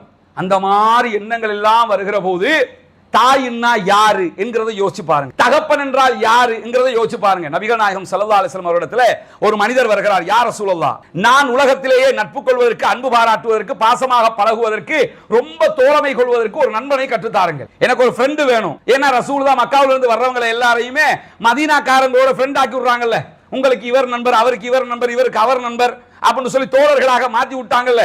அது மாதிரி நினைச்சுக்கிட்டு வந்து கேட்கிறார், யா ரசூலல்லாஹ், எனக்கு நட்பாக பழகுவதற்கு, தோழமை கொள்வதற்கு, அன்பாக பாசமாக பழகுவதற்கு ஒரு நண்பரை எனக்கு சொல்லித்தாங்க. எல்லாருக்கும் நண்பர்களை கொடுத்தீல்ல, எனக்கு ஒருத்தர் தாங்க. அல்லாஹ்வுடைய தூதர் ஸல்லல்லாஹு அலைஹி வஸல்லம் அவர்கள் சொல்கிறார்கள், உம்முக்க, உனது தாய் தான் உனக்கு முதலாவது நண்பன். நீ ரொம்ப பாசமா பழகணுமா, அன்பா பழகணுமா, அரவணைப்பா இருக்கணுமா, உங்ககிட்ட இருக்கிற எல்லாத்தையும் சொல்லணுமா, முதலாளி யாரு? உன்னுடைய தாய். அப்ப நட்பு, நட்புண்டா என்ன? முதல்ல நண்பன்ட்ட மட்டும்தான் எல்லா அயோக்கியத்தனத்தையும் மறைக்காம சொல்லுவாங்க. உலகத்துல யார்கிட்ட எல்லாத்தையும் சொல்லுவோம்? அவன் மனைவிட்ட கூட மறைச்சிருவாங்க. ஆனா கூட்டாளிட்ட மறைப்பாங்களா? ரொம்ப இந்த மேங்கோ ஃப்ரெண்ட் இருப்பாங்கல்ல, மாங்காய் நண்பர்கள், இந்த மாதிரி ரொம்ப திக்கா இருக்கக்கூடிய நண்பர்கள்ட்ட அவனுக்கு இவனை பத்தி தெரியும், இவனுக்கு அவனை பத்தி தெரியும், ரெண்டு பேருக்கு கரெக்டா தெரிஞ்சிடும். அந்த மாதிரி அல்ல எல்லாம் ஷேர் பண்ணிக்கிறாங்க. இந்த மாதிரி இதான் நட்பு. இதை எல்லாத்தையும் ஷேர் பண்ணிக்கிறோம்ல, இதை யார்கிட்ட ஷேர் பண்ணணுமா? யாரோட அப்படி நட்பா இருக்கணும்? முதல்ல தாய் இடத்துல. ஆனா முதல்ல நம்ம மறைக்கிறது யார்கிட்ட? அவகிட்ட தான் மறைக்கிறது. எல்லாத்தையும் சொல்ல வேண்டிய தாயிட்ட தான் எல்லாத்தையுமே மறைப்பாங்க. அல்லாஹ்வுடைய தூதர் ஸல்லல்லாஹு அலைஹி வஸல்லம் அவர்கள் சொல்கிறார்கள், நீ உலகத்தில் நட்பு கொள்வதற்கு, அன்பு பாராட்டுவதற்கு, பாசம் பாராட்டுவதற்கு இருக்கிறதுலே முதலாவது நபர் உன்னுடைய தாய் அப்படிங்கிறாங்க. இப்ப வந்தவர் திரும்பவும் என்ன பண்றாருன்னு கேட்டா, ரசூலுல்லாஹ்ட்ட யோசிப்போம்ல, நம்ம கேட்ட கேள்வி என்ன, ரசூலுல்லாஹ் சொல்ற பதில் என்ன, திரும்ப இன்னொரு வாட்டி கேட்டு பார்ப்போம். திரும்ப கேட்கிறாரு ரசூலுல்லாஹ், மீண்டும் உன்னுடைய தாய் என்கிறார்கள், மீண்டும் கேட்கிறார், மீண்டும் தாய் என்கிறார்கள். பொதுவாக நபி தோழர்கள் ஒரு விவகாரத்தை 3 தடவை கேட்பார்கள், அதற்கு மேல் கேட்க மாட்டார்கள். இந்த நபிமொழியை நீங்க எடுத்துக்கிட்டீங்கன்னா 3 வாட்டி கேட்டுட்டோம், ரசூலுல்லாஹ் அதையே சொல்றாங்களே, இன்னொரு வாட்டி எதுக்கும் கேட்டு பார்த்துருவோம். 4வது தடவை கேட்கிறார்கள். கேட்கும் போது அபூக்கே என்கிறார்கள், உன்னுடைய தகப்பனார் என்கிறார்கள். உலகத்திலேயே நீங்க ரொம்ப பாசம் வைப்பதற்கு, நேசம் வைப்பதற்கு, அன்பு பாராட்டுவதற்கு இருக்கிற முதல் ஜீவன் தாய், 2வது ஜீவனும் தாய், 3வது ஜீவனும் தாய், 4வது தகப்பன். அப்ப முதல் 3 இடங்கள் தாய்க்கு வழங்கப்படுகிறது. காரணம் என்ன தெரியுமா? ஹமலத்துஹு உம்முஹு வஹ்னன் அலா வஹ்ன், கஷ்டத்திற்கு மேல் கஷ்டப்பட்டவளாக உன்னை அவள் சுமந்தெடுக்கிறாள். அல்லாஹ் தஆலா பல இடங்களில் தாயை பற்றி பேசும்போது ஹமலத்துஹு குர்ஹா வ வலாத்துஹு குர்ஹா, அவள் கஷ்டப்பட்டு தான் சுமந்தாள், கஷ்டப்பட்டு தான் பெற்றெடுக்கிறாள். தாய்மைங்கிறது சாதாரணமானதா? ஆண்களுக்கு இருப்பது இன்பம், பெண்களுக்கு இருப்பது பல கட்டங்களில் துன்பம். நம்ம இன்பம் அனுபவிப்பதற்காகத்தான் பெண்களுடைய பயன்பாடு தேவைப்படுகிறது. ஆனால் அவள் தாய்மையை அனுபவிக்கிற போது அவளுடைய நிலை எப்படி இருக்கும்? ஒரு தாயாக இருக்கும் போது எப்படி எல்லாம் கஷ்டப்படுவாள் யோசிச்சு பாருங்க. நம்ம தாய் நம்மளை எப்படி சுமந்திருப்பாங்க? 1 மாசமா, 2 மாசமா, 10 மாசம், 300 நாட்கள், 1 நாளா 2 நாளா, 30 நாள் படி பாத்தீங்கன்னா 300 நாட்கள். குழந்தை பிறக்கும் போது இந்தாங்க புள்ள 5 கிலோ இருக்கிறான், இந்தாங்க புள்ள 10 கிலோ இருக்கிறான் என்று சொல்லி டாக்டர் குழந்தை தாரான். 10 கிலோ 300 நாட்கள் 10 கிலோவை சுமந்துகிட்டே இருக்கணும். கற்பனை பண்ண முடியுதா? பாத்ரூம் போகணும் அதோட தான், தூங்கணும் அதோட தான், வேலைக்கு போகணும் அதோட தான், கிச்சன்ல இருக்கணும் அதோட தான், எல்லா காரியங்களும், துணி துவைக்கணும் அதோட தான். கலட்டி வச்சுக்கிட்டு கொஞ்சம் துணி துவைச்சிட்டு வரேன் அப்படின்னு சொல்லி பாரத்தை கலட்டி வச்சுக்கிட்டு துணி துவைக்க போயிடலாமா? தூங்கும் போது கொஞ்சம் ஓரமா கடை திருப்பி எடுத்து மாட்டிக்கிறேன்னு சொல்லி மாட்டிக்கிறலாமா? எதையுமே பண்ண முடியாது. 1 நாள் 2 நாள் அல்ல, 300 நாட்கள் ஒரு பெண்மணி தாய்மை அடைந்து குழந்தையை சுமக்க ஆரம்பிக்கிறார். 10 கிலோட 300 நாட்கள் சாதாரணமானதா? எவ்வளவு கஷ்டப்பட்டு சுமக்கிறாள். சரி, சுமக்கிறதா கஷ்டப்பட்டு சுமக்கிறாள் என்றால் பெத்தெடுக்கும் போது சாதாரணமா பெத்தெடுத்துருவாளா? குழந்தையை பெத்தெடுக்கிற போது அந்த வலி ஏற்படுகிற தருணம், ஒரே நேரத்தில் 3000 யூலுக்கு மேற்பட்ட அவருடைய சக்திகள் வீணடிக்கப்படுகிறது. சும்மா குழந்தையை பெத்தெடுத்துட முடியாது. இந்த ஆபரேஷன் பண்ணுவான்லங்க, ஆபரேஷன் பண்ணும்போது இந்த உடம்ப மயக்க நிலைக்கு கொண்டு போய் ஆபரேஷன் பண்றதுக்காக ஒரு இன்ஜெக்ஷன் அடிப்பாங்க. அது ஆம்பளைகள் கொஞ்சம் உணர முடியுமான ஒரு தருணம். நம்ம எப்படி ஒரு பொம்பளை ஒரு பெண் எப்படி புள்ளைய சுமக்கிறா, புள்ளை எப்படி பெத்தெடுக்கிறான்றதை யோசிக்கணும்னா, உங்களுக்கு ஏதாவது ஒரு மைனர் ஆபரேஷன் நடக்குதுன்னு வைங்க, காலில் ஒரு ஆபரேஷன், காலை மரக்கடிக்க செய்யணும், சின்ன பகுதிகள் சொன்னா சின்ன அந்த இடத்த மட்டும் செஞ்சிருவான். ஒரு இடுப்புக்கு இந்த வயிற்றுக்குள்ள பண்ண வேண்டிய ஏதாவது ஒரு மைனர் ஆபரேஷனா இருந்தா கூட ஒரு இன்ஜெக்ஷன் அடிப்பான். எங்க அடிப்பான்னு கேட்டா இந்த முள்ளன் முதுகு தண்டுல அடிப்பான். அதுல இருக்கக்கூடிய சின்ன ஓட்டையுள்ள நரம்புக்குள்ளதான் போய் அந்த ஊசி அடிப்பான். அந்த ஊசியே இப்படித்தான் இருக்கும்னு தெரிஞ்சு ஆபரேஷன்ல தேவைன்னு முடிவு எடுத்துருவோம். பரவாயில்ல, நான் இப்படியே இருந்துட்டு போறேன், அந்த ஆபரேஷன் தேவையில்லை. ஏன்னா ஆபரேஷன் பண்றதை விட கொடுமையானது எதுன்னு கேட்டா அந்த ஊசியினுடைய வலியை தாங்கிக் கொள்வது. பெண்கள் குழந்தையை பெற்றெடுக்கும் போது பெரும்பாலும் இதே ஊசியை தான் அவங்களுக்கு அடிப்பாங்க. 1 தடவையா 2 தடவையா, சில பெண்கள் 5 புள்ள பெற்றிருப்பாங்க, 5 தடவை இதே இன்ஜெக்ஷன் அடிச்சிருப்பான். எவ்வளவு அந்த ஊசியினுடைய வலி தாங்க முடியாததாக இருக்கும். அதற்கு பிறகு குழந்தையை பெற்றெடுக்கிற வலி தாங்க முடியாததாக இருக்கும். எப்படி இருக்கும் கற்பனை பண்ணி பாருங்க. குழந்தை பெற்றெடுக்கிற காட்சிகள், எப்படி இந்த குழந்தையை சுமக்கிறாள், எப்படி பெற்றெடுக்கிறாள். பெற்றெடுத்ததோட முடிஞ்சு போயிருதா? அதுக்கு பிறகு பால் கொடுக்கணும், குழந்தைக்கு நோய் நம்பளம் வந்துடாம பார்க்கணும், ஒவ்வொரு கட்டத்திலையும் குழந்தை மாதிரி பார்க்கணும்ல. ஒரு வேலையை செய்யும் குழந்தை மாதிரி பார்த்துக்கணும்னா என்ன அர்த்தம்? ஒரு தாய் குழந்தையை அவ்வளவு பக்குவமாக பார்ப்பாள். ஆனால் இந்த தாயை எவ்வளவு கேவலமாக பேசுவோம், எவ்வளவு அசிங்கமாக பேசுவோம், எவ்வளவு அவலட்சணமாக நடந்து கொள்வோம். ஒரு வாழ்க்கையில் ஒரு கட்டத்திலாவது அப்படி நடந்து விட்டால் இன்றே முடிவெடுத்துக் கொள்ளுங்கள். எம்மா என்ன மன்னிச்சுக்கம்மா, உனக்கு ஒரு நாள் இப்படி திட்டிட்டேம்மா அப்படின்னு சொல்லி கால் பண்ணி மன்னிப்பு கேட்டுருங்க. இந்த தாயினுடைய பாசத்தை மிஞ்சிய, இந்த தாயினுடைய தியாகத்தை மிஞ்சிய ஒரு தியாகத்தை நீங்கள் வேறு யாரிடத்திலும் எதிர்பார்க்க முடியாது. மனைவியின் பேச்சை கேட்டு தாயோடு பேசாத ஆண்கள் இருப்பார்கள், மனைவிக்காக வேண்டி தகப்பனாரோடு சண்டை பிடித்தவர்கள் இருப்பார்கள், கணவனுக்காக வேண்டி தாயோடு சண்டை பிடிக்கிற மனைவியர் இருப்பார்கள், கணவருக்காக வேண்டி தகப்பனாரோடு பேசாத மனைவியர் இருப்பார்கள். வருஷ கணக்கு பேச மாட்டாங்க, கண்டால முகத்தையே பார்க்க மாட்டேனே அப்படிம்பாரு. அது ஒரு பெருமை வேற. தகப்பனாருடைய அவரோட பேச மாட்டாங்க, அதுக்கு என்ன சொல்லுவாங்க, அந்த அவர் முகத்தையே நாங்க பார்க்க மாட்டோமே. அப்படி என்ன காரணம்? எது காரணமாக இருந்தாலும் அவர் தகப்பன், அவர் உங்களுடைய தாய். எத்தனை நீங்க என்ன ஒரு வியாக்கியானம் எதுக்கு சொன்னாலும் இஸ்லாத்துல அதுக்கு எந்த வழிமுறையும் உங்களுக்கு கிடையாது. எங்க அம்மா அப்படி பண்ணாங்க இப்படி பண்ணாங்க, நான் இப்ப எப்படி பண்ணேன், எப்படி பண்ணா நீ பொறுத்து தான் போகணும். அவங்க என்ன ஒரு கூட்டத்தை செஞ்சாலும் சரி, எவ்வளவு பெரிய அநியாயத்தை உனக்கு, அந்த அநியாயத்துக்கு அல்லாட்ட கூலி கிடைக்கும், அது வேற. ஆனால் அதற்காக வேண்டி நீங்கள் தாயை புறக்கணிக்க முடியாது, தகப்பனை புறக்கணிக்க முடியாது, எதையுமே பண்ண முடியாது. ரசூலுல்லாஹ்ட்ட வந்து சில நபித்தோழியர்கள் கேட்கிறார்கள், யார் ரசூலுல்லாஹ், என்னுடைய தாயார் ஷிர்க்ல இருக்கிறாங்க, முஷ்ரிக்கா இருக்கிறாங்க, அவர்களை நான் அரவணைத்துக் கொள்ளலாமா? கண்டிப்பாக அரவணைச்சுக்க. அவங்க தாய், அவங்க ஷிர்க்ல இருக்கலாம், முஷ்ரிக்கா இருக்கலாம், அவங்களுக்கு நம்ம கொள்கையை சொல்லணும், அது வேற. அவங்க முஷ்ரிக்கா இருக்கிறாங்க, அதனால நான் பேச மாட்டேன். அது எப்படி பேசாம இருப்பீங்க? அவர்கள் உங்களை பெற்றவர்கள். இந்த தாய்மை என்பது, பெற்றவர்கள் தகப்பனாருடைய தன்மை என்பது அவ்வளவு. நமக்கு இந்த உலகத்தை காட்டி தந்தது யாருங்க? தாய் பெற்றெடுக்கிறாள். இந்த உலகத்தை நமக்கு கற்றுத் தருவது யார்? இறைவன் தகப்பனூடாகத்தான் கற்றுத் தருகிறான். எங்க போனாலும் இன்னாருடைய புள்ளன்னு தானே சொல்லணும். சில ஆட்கள் அந்தால புள்ளன்னு சொல்றதுக்கே எனக்கு வெக்கம். இப்படி பேசுகிற மேதாவிகளை நீங்கள் பார்க்க முடியும். அவரோட பேரை சொல்றதுக்கே எனக்கு வெக்கமா இருக்கும்பாங்க. ஏன் உனக்கு பேரை சொல்றது, பேரை சொன்னா என்ன குறைஞ்சு போயிருவேன்? அவர் உன்னை பெத்தெடுத்திருக்காரு, உன்னை வளர்த்திருக்கிறாரு, உனக்கு சாப்பாடு போட்டிருக்கிறாரு, இந்த அளவுக்கு ஆளாக்கி விட்டுருக்கிறாரு.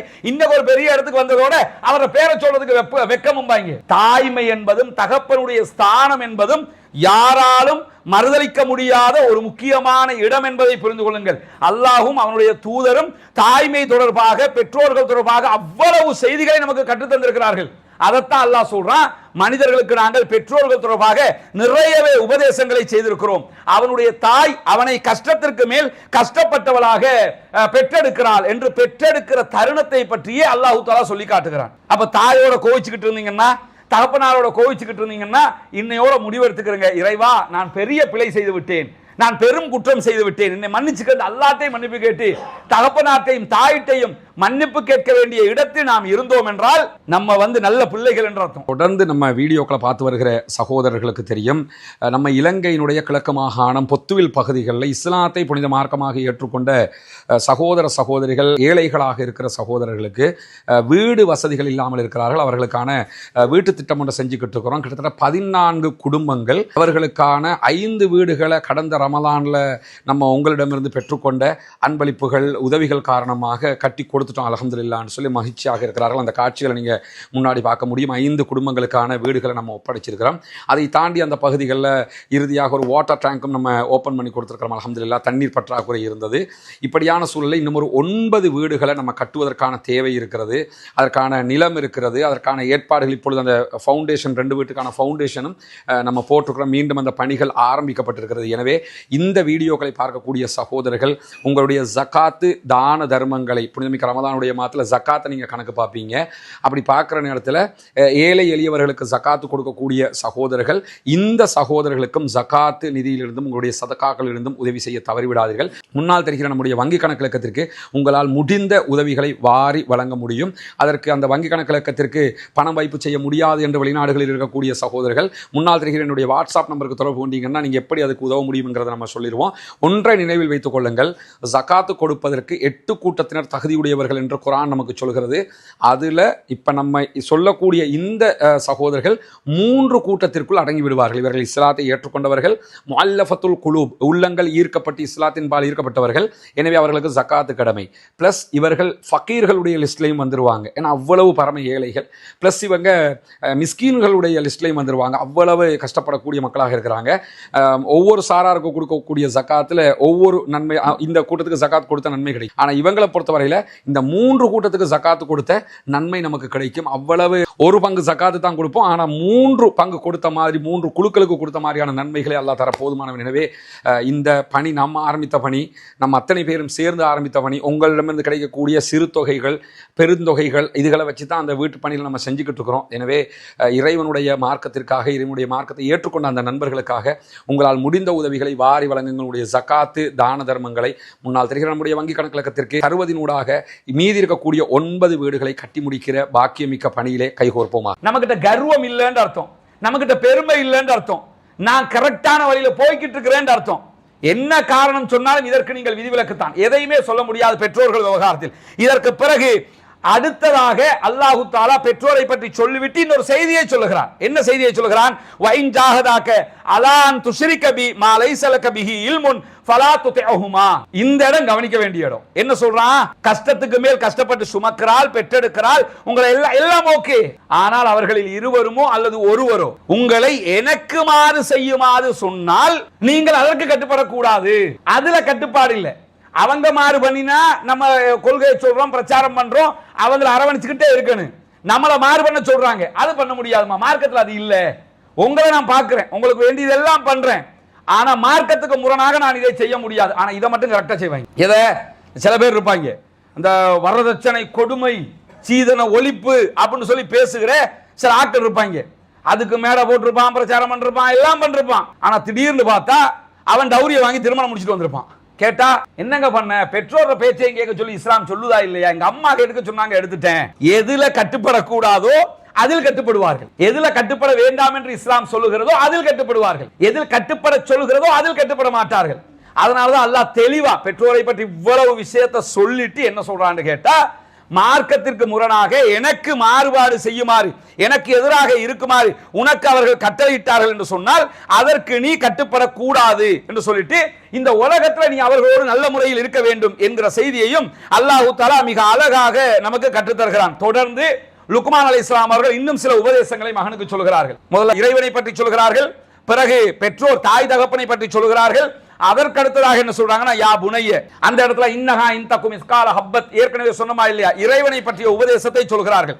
அதற்கு பிறகு என்ன ஆரம்பிக்கிறாங்கன்னு கேட்டா மகனுக்கு சொல்றாங்க, மகனே இந்த உலகத்துல நீங்க வாழுகிற காலத்துல எப்படி இருக்கணும்? யா புனைய அகிமிஸ் ஸலா, தொழுகையை நிலைநாட்டிக்கொள். அல்லாஹ்வை பற்றி சொல்லியாச்சு, அவனுடைய தன்மைகள் எல்லாம் சொல்லியாச்சு, பெற்றோரை பற்றி சொல்லியாச்சு, அடுத்ததாக என்ன சொல்லணும்? தொழுகையை கற்றுக் கொடுக்க வேண்டும். தொழுகைங்கிறது மட்டும் வந்துருச்சு என்று சொன்னா நம்முடைய பண்பாட்டில் செயல்பாட்டில் 100% கொண்டு வந்துட்டோம்னா இருக்கிற எல்லா ஃபித்னாக்களுக்கும் தீர்வு அங்கே வந்துவிடும். தொழுகை என்பது மானக்கேடான விவகாரங்களை விட்டும் உங்களை தடுக்கும் என்பது நபிகள் நாயகம் ஸல்லல்லாஹு அலைஹி வஸல்லம் அவர்களும் திருமறை குர்ஆனும் நமக்கு கற்றுத்தரக்கூடிய தொழுகை தொடர்பான அடிப்படையான விவகாரம். ஏன் அதை சொல்லி தருகிறார்கள்?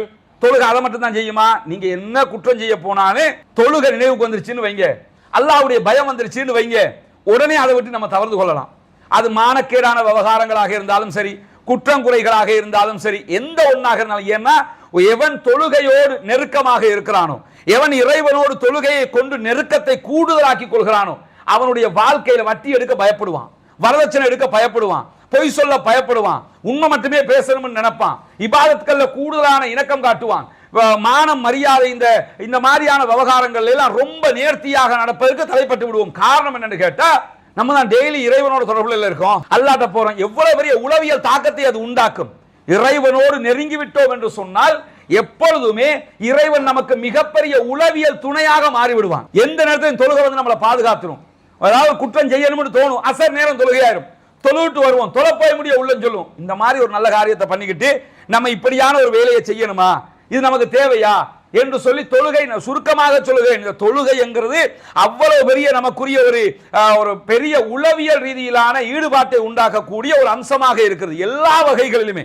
அதனாலதான் மகனுக்கு உபதேசம் செய்யும் போது கூட என்ன சொல்றாருன்னு கேட்டா, அகிமிஸ்ஸலா, நீ தொழுகையை நிலைநாட்டிக்கொள், தொழுகையை கைவிட்டாதப்பா, இறைவனோட நெருக்கமா இருந்துக்க என்கிற செய்தியை சொல்லிவிட்டு என்ன சொல்றாங்கன்னு கேட்டா, வஅமுர் பில் மஅரூஃப் வன்ஹா அனில் முன்கர், நீ என்ன பண்ணணும்னு கேட்டா நன்மையை ஏவ வேண்டும். மத்தாக்களுக்கு நீ சொன்னா நல்லதைத்தான் சொல்லணும், பாவத்தை விட்டு மத்தவங்களை தடுக்கணும். ரெண்டையும் சொல்லி கொடுக்கிறாரு. நன்மையை ஏவிட்டு ஒம்பாட்டுக்கு எவன் எக்கேடு கெட்டு போனா என்னன்னு இருந்துடாத, நன்மையை ஏவணும். அதே நேரத்தில் யாரும் பாவம் செய்கிறார்களா, குற்றம் செய்கிறார்களா அதை தடுக்கிற இடத்திலும் நீ இருக்க வேண்டும். உண்மையான தாவாவே அதுதான். இப்ப நன்மையை ஏவுறது மட்டுமில்ல தாவா, பாவத்தை தடுப்பது அதை விட மிகப்பெரிய தாவா.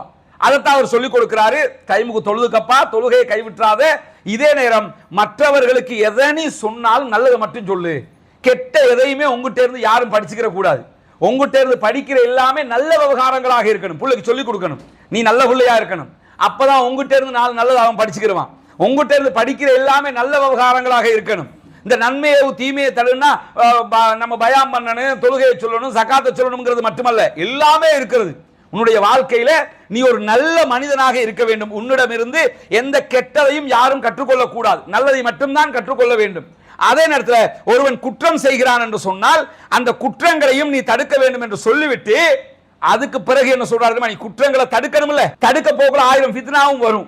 அதோட சேர்த்து தான் அவர் என்ன சொல்றாருன்னு கேட்டா, வஸ்பிர் அலாமா அசாபக, உனக்கு ஏதாவது இதனால ஏற்படக்கூடிய பிரச்சனைகளுக்கு ரொம்ப பொறுமையா இருந்துக்க. பொறுமையை படிச்சு கொடுக்கணும் பிள்ளைகளுக்கு, பதட்டத்தை படிச்சு கொடுக்க கூடாது பிள்ளைகளுக்கு. ஏன்னா தகப்பன் ரொம்ப பதட்டமா இருப்பாரு, புள்ள அதை விட பெரிய பதட்டமா இருப்பான். அப்படி படிச்சு கொடுக்க கூடாது. பொறுமை என்றா என்ன, கொஞ்சம் சகிச்சிட்டோம்னு வைங்களேன், எல்லாமே ஈஸி ஆகிரும். நம்ம கிட்ட இருக்கக்கூடிய பெரிய பிரச்சனை என்னன்னு கேட்டா, எவ்வளவு சீரியஸான விஷயமாக இருந்தாலும் சரி, சீரியஸ் நினைப்பி இல்ல, அந்த சீரியஸ 2 நாள் கழிச்சு யோசிச்சு பாருங்க, உண்மையிலே அது சீரியஸான, அது உலகமே அழிகிற விஷயமா இருந்தாலும் சரி, அந்த நேரத்தில் பொறுமை இழந்திருப்போம் இல்ல, ஒரு பிரச்சனை வந்திருக்கும், பொறுமையா இருக்காம பொறுமை இழந்து ஏதோ ஒன்று நடந்திருக்கும். அந்த பொறுமை இழப்பை ஒரு 2 நாள் கழித்து யோசித்து பாருங்கள். நம்ம பொறுமை இழந்துட்டோமே, ஏன் பொறுமை இழந்தோம், ஏன் கொஞ்சம் விட்டு கொடுத்து போயிருக்க கூடாது, உண்மையில அந்த சப்ஜெக்ட் என்ன அப்படின்னு கொஞ்சம் ரிவைஸ் பண்ணி பாருங்க. அப்ப என்ன தோணும்னு கேட்டா, ஆமா கொஞ்சம் அவசரப்பட்டிருக்கலாம், கொஞ்சம் பொறுத்து போயிருக்கலாம், கொஞ்சம் விட்டு கொடுத்துருக்கலாம். 2 நாளைக்கு பிறகு யோசிக்கிறத அப்ப கொஞ்சம் அடங்கிட்டோம்னாலே முடிஞ்ச போச்சா இல்லையா, கொஞ்சம் சரி என்ன நடந்தாலும் சரி கொஞ்சம் பொறுப்போம், கொஞ்சம் பொறுப்போம், 2 நாளைக்கு பிறகு இதை பத்தி ஒரு முடிவு எடுப்போம். என்ன பிரச்சனை நமக்கு வந்தாலும், நம்மால யாருக்கு எந்த பிரச்சனை வந்தாலும் முடிவெடுப்பதற்கு முன்பதாக, பதட்டப்படுவதற்கு முன்பதாக நிதானத்திற்கு வர வேண்டும். கொஞ்சம் பொறுத்து போகணும். நமக்கு நிறைய அநியாயங்கள் நடக்கும். அநியாயம் நடக்கிற போதும் நாம் அதை சகித்து கொண்டு போய்விட்டோம் என்று சொன்னால் இறைவனிடத்தில் கோடான கோடி நன்மைகள் இருக்கிறது. கொஞ்சம் சகிச்சு போறது என்ன வேண்டி கிடக்குது? இந்த கணவன் மனைவி பிரச்சனைகள், குடும்பத்துக்குள்ள பிரச்சனைகள், எல்லா பிரச்சனைகளுக்கும் அடிப்படை காரணமாக எது இருக்குன்னு நினைக்கிறீங்க? சகிச்சு கொண்டு போக மாட்டாங்க. சின்ன விஷயம் அட்ஜஸ்ட் பண்ணிட்டு போயிருக்கலாம், சரிமா மன்னிச்சுக்கமா. இந்த மன்னிப்பு கேட்கறதுல நிறைய பேருக்கு ஒரு பெரிய மனக்குறை இருக்கிறது. மன்னிப்பு கேட்கறதுக்கு நமக்கு அது எப்படி மன்னிப்பு கேட்கறது, அது பெரிய கௌரவ பிரச்சனையா பார்ப்பாங்க. மன்னிப்பு கேட்கறது ஒரு பிரச்சனையா? முதல்ல தன்னுடைய பிள்ளை இடத்தில் மன்னிப்பு கேட்க பழகிக் கொள்ளுங்கள். நம்ம வளர்க்கிற குழந்தை பிள்ளை இருக்குது இல்லைங்க, குழந்தை பிள்ளைக்கு நம்ம ஏதோ ஒரு பிள்ளை செஞ்சிட்டோம், பிள்ளைன்னு பிள்ளை உணருது, ஐ எம் சாரிமா மன்னிச்சுக்கிறேங்க, இனிமே நான் அப்படி பண்ண மாட்டேன். முதல்ல குழந்தை இடத்தில் மன்னிப்பு கேட்டு பழகுங்கள். அதற்கு பிறகு படிப்படியா வாங்க. மனைவி இடத்தில் மன்னிப்பு கேட்கிற எத்தனை கணவன்மார் இருக்கிறோம் யோசிச்சு பாருங்க. இவள்கிட்ட போய் நான் மன்னிப்பு கேட்கறதா? அப்படி இல்ல, கட்டி அணைச்சு ஐ எம் சாரின்னு சொல்லி பாருங்க, எல்லாம் முடிஞ்சு போச்சு. மலைய உடைக்கிற பிரச்சனையா மாறி இருக்கும். ஒண்ணுமில்ல, அவளை கட்டி அணைச்சு ஐ எம் சாரி மன்னிச்சுக்கம்மா, நான் செஞ்சதுதாம்மா பிழை. சில நேரங்களில் நீங்கள் பிழையும் செய்திருக்க மாட்டீர்கள். டைமுக்கு அப்ப மன்னிப்பு கேட்டுருங்க. அதுக்கு பிறகு 2 நாளைக்கு பிறகு நம்மகிட்ட மன்னிப்பு கேட்டாரு அப்படின்னு இருப்பா. 2 நாளைக்கு பிறகு கூப்பிட்டு வா, உண்மையிலேயே நான் பிழை பண்ணலம்மா, பிழை செய்தது நீ, ஆனா சிச்சுவேஷன் டஃபா இருந்தது, அதனால அப்ப மன்னிப்பு கேட்டுட்டேன், இப்ப புரிஞ்சிக்க நீ தான் பிழை செஞ்சான்னு சொல்லு. ஓ நான் தான் பிழை செஞ்சேன், அப்ப ஐ எம் சாரின்றுவா. அவன் முடிஞ்சு போச்சு. ஒரு சின்ன மன்னிப்பால மிகப்பெரிய யுத்தத்தையே நிறுத்தி விடலாம். ஆனா டிவோர்ஸ் வரைக்கும் போய் நிப்பாங்க. அங்க போய் நின்னா ஒருத்தனை போடுவாங்க, இவங்க 2 பேருக்கும் கவுன்சிலிங் பண்ணுங்க. அது பாத்திருக்கீங்களா? டைவர்ஸுக்கு போய் நின்னு முடிய டைவர்ஸ சும்மா வந்துருவானா? கணவன் மனைவி 2 பேருக்கும் கவுன்சிலிங் பண்ணுங்கன்னு ஒருத்தனை போடுவான், அவனுக்கு ஒரு 10 பேர் கவுன்சிலிங் பண்ணணும். அந்த மாதிரி நம்பர் 1 பைத்தியமா இருப்பான் அவன். அவன் வந்து நமக்கு அட்வைஸ் பண்ணிக்கிட்டு இருப்பான். குடும்ப வாழ்க்கை என்றால் என்ன தெரியுமா, நீங்கள் எப்படி இருக்க வேண்டும் தெரியுமா? அப்போ தோணும் இவன்ட்ட இந்த பயான கேட்கறத விட ஐ எம் சாரின்ட்டு போயிருக்கலாம். ஈஸியான விஷயம். மனைவி இடத்தில் மன்னிப்பு கேட்பதற்கு கஷ்டம் நமக்கு, பிள்ளை இடத்துல மன்னிப்பு கேட்கறதுக்கு கஷ்டம், பெத்த தகப்பன்ட்ட மன்னிப்பு கேட்கறதுக்கு நமக்கு கஷ்டம், கவலை. என்ன பிரச்சனை? பாப்பா என்ன மன்னிச்சுக்கிறீங்க, அத்தா என்ன மன்னிச்சுக்கிறீங்க. நீங்க மன்னிக்கலன்னா யாரு பாப்பா என்ன மன்னிப்பா? நீங்க நான் பிள்ளை செஞ்சுட்டேன், ஆமா என்ன மன்னிச்சுக்கிறீங்க. கட்டி அணைச்சு மன்னிப்பு கேளுங்க. தாயின் மடியில் தூங்கி மன்னிப்பு கேளுங்கள். எத்தனை பிள்ளைகள் 40 வயதை தாண்டிய யாராவது என்னுடைய தாயின் மடியில் இன்றைக்கும் நான் தூங்குகிறேன் என்று சொல்லுகிற நெஞ்ச தொட்டு யோசிச்சு பாருங்க. என்னுடைய தாயின் மடியில கூட தூங்கிடுவாங்க. எங்க அத்தா மடியில நான் ஊருக்கு போனா எங்க அத்தா மடியில நான் தூங்குவேங்க. எனக்கு அது ஒரு ஹாபி, நான் அப்படித்தான் தூங்குவேன். எத்தனை பேர் இருக்கிறோம்? அத்தா மடியில தூங்கி இருக்கிறோமா? அம்மா மடியில தூங்கி இருக்கமா? அம்மாவை அப்படி இறுக கட்டி பிடிச்சிருக்கிறீங்களா? அத்தாவை அப்படி இருக கட்டி பிடிச்சிருக்கீங்களா, வாங்கத்தா போய் ஒரு காபி குடிச்சிட்டு வருவோம் அப்படின்னு சொல்லி கூட்டாளி மாதிரி உங்க கூட வாடா மாப்பிள்ள போன்ற மாதிரி அத்தாவை கூட்டிக்கிட்டு அப்படி நடந்திருக்கிறோமா? அது அத்தாவோட எல்லாம் அப்படி நடக்கிறது. அவர் அப்படித்தான் அப்ப நினைச்சிருப்பாரு, என் புள்ளையோடு எப்படி நடக்கிறது. எங்க தூரமாக தெரியுமா, குடும்ப உறவுகள் எங்க விரிசல் ஏற்படுது தெரியுமா, இங்கதான் விரிசல் ஏற்படுகிறது. அத்தாவை கூட்டாளி மாதிரி பாருங்க, அம்மாவை கூட்டாளி மாதிரி பாருங்க. ஒரு முறை இப்ப முடியும், நான் இந்த வாட்டி ஊருக்கு போனேன்னா முதல்ல எங்க அம்மா மடியில ஒரு half an hour தூங்கணும்பா, தூங்கி பாருங்க, அப்ப தெரியும் இந்த சொர்க்கத்தை இழந்துட்டோம்டா இந்த உலகத்துல. அம்மா எவ்வளவு கெட்டவர்களாக இருந்தாலும், அம்மா எவ்வளவு நமக்கு எதிராக இருந்தாலும், அம்மா கொஞ்சம் வாங்க, அதெல்லாம் பிரச்சனை, கொஞ்ச நேரம் தூங்குறம்மா அப்படி தலைய வருடி விடுவா, அப்படி தூங்கிட்டு. ஏன்னா பிள்ளை அவ்வளவுதான், அதுதான் தாய். நீங்க எவ்வளவு குற்றம் செஞ்சாலும், உங்க மேல எவ்வளவு வெறுப்பா இருந்தாலும், நீங்க போய் மடியில தூங்கிட்டீங்கன்னா தட்ஸ் ஆல், முடிஞ்சு போச்சு. அப்ப தாயிட்ட மன்னிப்பு கேட்க முடியல, தகப்பன்ட்ட மன்னிப்பு கேட்க முடியல, பிள்ளைட்ட மன்னிப்பு கேட்க முடியல, படிக்கிற ஆசிரியர்கிட்ட மன்னிப்பு கேட்க முடியல, கூட தொழில் செய்யறவன்ட்ட மன்னிப்பு கேட்க முடியல, யார்கிட்ட மனைவிட்ட மன்னிப்பு கேட்க முடியல, மனைவி அத்தாட்ட மன்னிப்பு கேட்டிருக்கமா, மாமா என்ன மன்னிச்சுக்கிறேன், நான் பல செஞ்சேன் சொல்லிருக்கீங்களா, நீ எனக்கு பொண்ணு தந்தவர், உங்ககிட்ட நான் எதுக்கு மன்னிப்பு கேட்கணும். இருமாப்பு எங்க வருதுன்னு பாத்தீங்களா, பெருமை எங்க வருதுன்னு பாத்தீங்களா, கர்வம் எங்க வருதுன்னு பாத்தீங்களா, இங்கதான் வருது. நம்ம லைஃபை எப்படி அமைக்கணும்னு கேட்டா ரொம்ப கஷ்டம். இப்படி அமைச்சிட்டியே உலகத்தில் ஒரு சொர்க்கம் ஈஸியா போயிடும். வருவான் இன்னைக்கு இருக்கு, அவன்கிட்ட பெரிய ஒரு சண்டைக்கு ரெடி ஆகிட்டு வருவான், வரிக்கு வரி ஆதாரத்தோட அது இது குறிப்பெல்லாம் எடுத்துக்கிட்டு நம்மளோட ஒரு சண்டைக்கு கிளம்பி வருவான். வந்து உட்கார்ந்துடா என்ன தெரியுமா பேச விட்டுறணும், பேச விட்டு எல்லாத்தையும் கேட்டுவிட்டு நீங்க உங்க பக்கம் நியாயமே இருக்கட்டும், முதல்ல என்ன பண்ணுங்க, சரி மாப்பிள்ள மன்னிச்சுக்க, நான் தான்டா பிள்ளை செஞ்சு, இப்ப என்ன பண்ணணும், இதை பண்ணணும், சரிப்பா போயிட்டு வான்னு அனுப்பிச்சிருக்க. ஒரு 3 நாளைக்கு பிறகு நீங்க தேடி போய் இங்க வா, அன்னைக்கு இவ்வளவு சூடாகி வந்தியே ஒரு காஃபி எடுத்து குடிப்போம், இதான்டா நடந்துச்சு, அப்ப தெளிவுபடுத்தி பாருங்க. ஏன்னா மன்னிப்பு அவன் நினைச்சுக்கிட்டு வருவான் ஒரு சண்டை பிடிக்கிறதுக்கு, அவன் இப்படி சொல்லுவா, நான் இப்படி சொல்ல வேண்டும், இந்த பாயிண்ட போட்டா இந்த பாயிண்ட போடணும் நினைச்சுக்கிட்டு வருவான். நீங்க உடனே ஐ எம் சாரின்டா ஒரு பாயிண்ட்டும் ஒண்ணுக்கு உதவாது, எல்லாமே முடிஞ்சு போயிடும். ஒரு மன்னிப்புனால, ஒரு விட்டு கொடுப்புனால, ஒரு பணிவால இவ்வளவு நடக்கும். ஆனா இதை நம்ம செய்ய மாட்டோம். இதை செய்யாம இருக்கிறதா பெருமையின் உச்சகட்டம். லுக்மான் அலைஹிஸ்ஸலாம் அவர்கள் தன்னுடைய மகனுக்கு நான் தொழுகையை நிலைநாட்டு, நன்மையை ஏவு, தீமையை தடு, எல்லாத்தையும் சொல்லிட்டு என்ன சொல்றாருன்னு கேட்டா, இதனால் அவர்கள் துன்பங்கள், துயரங்கள், கஷ்டங்கள் வரும்போது பொறுமையாக அதை எதிர்கொண்டு விட வேண்டும் என்பதையும் கற்றுக் கொடுத்து விட்டு சொல்கிறார்கள். இன்னதாலிக மின் அஸ்மில் உமூர், நீ பொறுமையாக சகித்துக் கொள்வது என்பது அதுதான் உறுதியான காரியமே. அதை விட உலகத்துல ஒரு ஸ்டடியான காரியமே கிடையாது. பொறுமையா சகிச்சு போயிரு, விட்டு கொடுத்து போயிரு. எவ்வளவு அற்புதமான உபதேசம். லுக்மான் அலைஹிஸ்ஸலாத்துடைய வரலாற்றை, லுக்மான் அலைஹிஸ்ஸலாத்துடைய உபதேசத்தை அல்லாஹ் தஆலா திருமறை குர்ஆனிலே சொல்லி தந்ததற்கான காரணம் என்ன நினைக்கிறீங்க? இவ்வளவு இது 30 நாள் பேசுகிற அளவுக்கு தகவல்களை அவர் சொல்றாரு. ஒரு நாள் செய்கிற உபதேசம், ஒரு தடவை செய்கிற உபதேசம் 30 நாள் ரமதான்ல பேசினால் முடிக்க முடியாத அளவுக்கு தகவல்களை அள்ளி கொட்டுகிறார். மகனிடத்தில் மேலதிகமாக சொல்லுகிறார், மனிதர்களை விட்டு உன்னுடைய முகத்தை திருப்பிக் கொள்ளாதே. ஒரு தகப்பன் பிள்ளைக்கு சொல்லிக் கொடுக்க வேண்டிய அடிப்படையான உபதேசம் இது. நீ மனிதனுங்கிறவனே ஒரு விலங்கு கிடையாது, நம்ம மனிதர்களோடு வாழக்கூடிய ஒரு பிராணி. நம்ம மனுஷனை கண்டா முகத்தை திருப்பிட்டு போயிடாத, நீதான் பெரிய ஆளுன்னு நினைச்சிடாத, உன்னை விட்டு அந்த கர்வத்தை கையில எடுத்துறாத. மனிதர்களோடு அந்யோன்யமாக இருக்கிற ஒரு மனிதனாக நீ இருக்க வேண்டும். சாதாரண மக்களை மதிக்கிற ஒரு இடத்தில் இருக்க வேண்டும். அந்த இடத்துக்கு நம்ம போகணும். ஏன்னா நம்ம ஒருத்தனை கேவலமா நினைப்போம், நம்ம ஒருத்தனை நம்மளோட கீழானவனா நினைப்போம். அல்லாஹ்விடத்தில் நம்மை விட பெரியவனாக அவன் இருக்கக்கூடும். நமக்கு அது தெரியாது. நம்ம நினைப்போம் இவெல்லாம் ஒரு ஆளா அப்படின்னு நினைப்போம். ஆனா நாளை மஹ்ஷர்ல நிற்கும் போது நம்ம நரகத்துக்கு போகிற இடத்திலிருந்து அல்லாஹ் காப்பாற்ற வேண்டும். அவன் சொர்க்கத்துக்கு போகிற இடத்தில் இருப்பான். மதிப்பு மரியாதை என்பது ஒரு பிச்சைக்காரனாகவே இருக்கட்டும். ஒருத்தர் பிச்சை கேட்டு வர்றாருங்க. நம்ம வாழ்க்கையில எத்தனை பேர் வீட்டுக்கு வெள்ளிக்கிழமை நல்லோரு சாப்பாடு, எல்லா வெள்ளிக்கிழமை போது வீட்டுல சாப்பாடு தானே, நல்ல சாப்பாடு, நல்ல கோழி பிரியாணி ஒன்றை போட்டு சாப்பிட்டுக்கிட்டு இருக்கிறீங்க. ஒருத்தர் வாசல்கிட்ட வந்து ஏதாவது தாங்கங்கிறாரு, 5 ரூபா காசை கொடுத்து அமுச்சு விட்டுருவோம். எங்க உள்ள வாங்க அப்படின்னு கூப்பிட்டு உட்கார வச்சு அவருக்கு ஒரு பிளேட்டை போட்டு சரி சமனாக அமர வைத்து, அவர் அழுக்காத்தான் இருப்பாரு, அவர் ஊத்தியாத்தான் இருப்பாரு, அவரை பார்க்கறது கஷ்டமா தான் இருக்கும். உட்கார வச்சு ஒரு சாப்பாடு கொடுத்து பாருங்க எப்படி இருக்கும், அந்த ஆளுடைய மனோநிலை எப்படி இருக்கும். அப்போ ஒரு துவா செய்வோம் பாருங்க, உங்களுக்கு முடிஞ்சு போச்சு, அவ்வளவுதான்.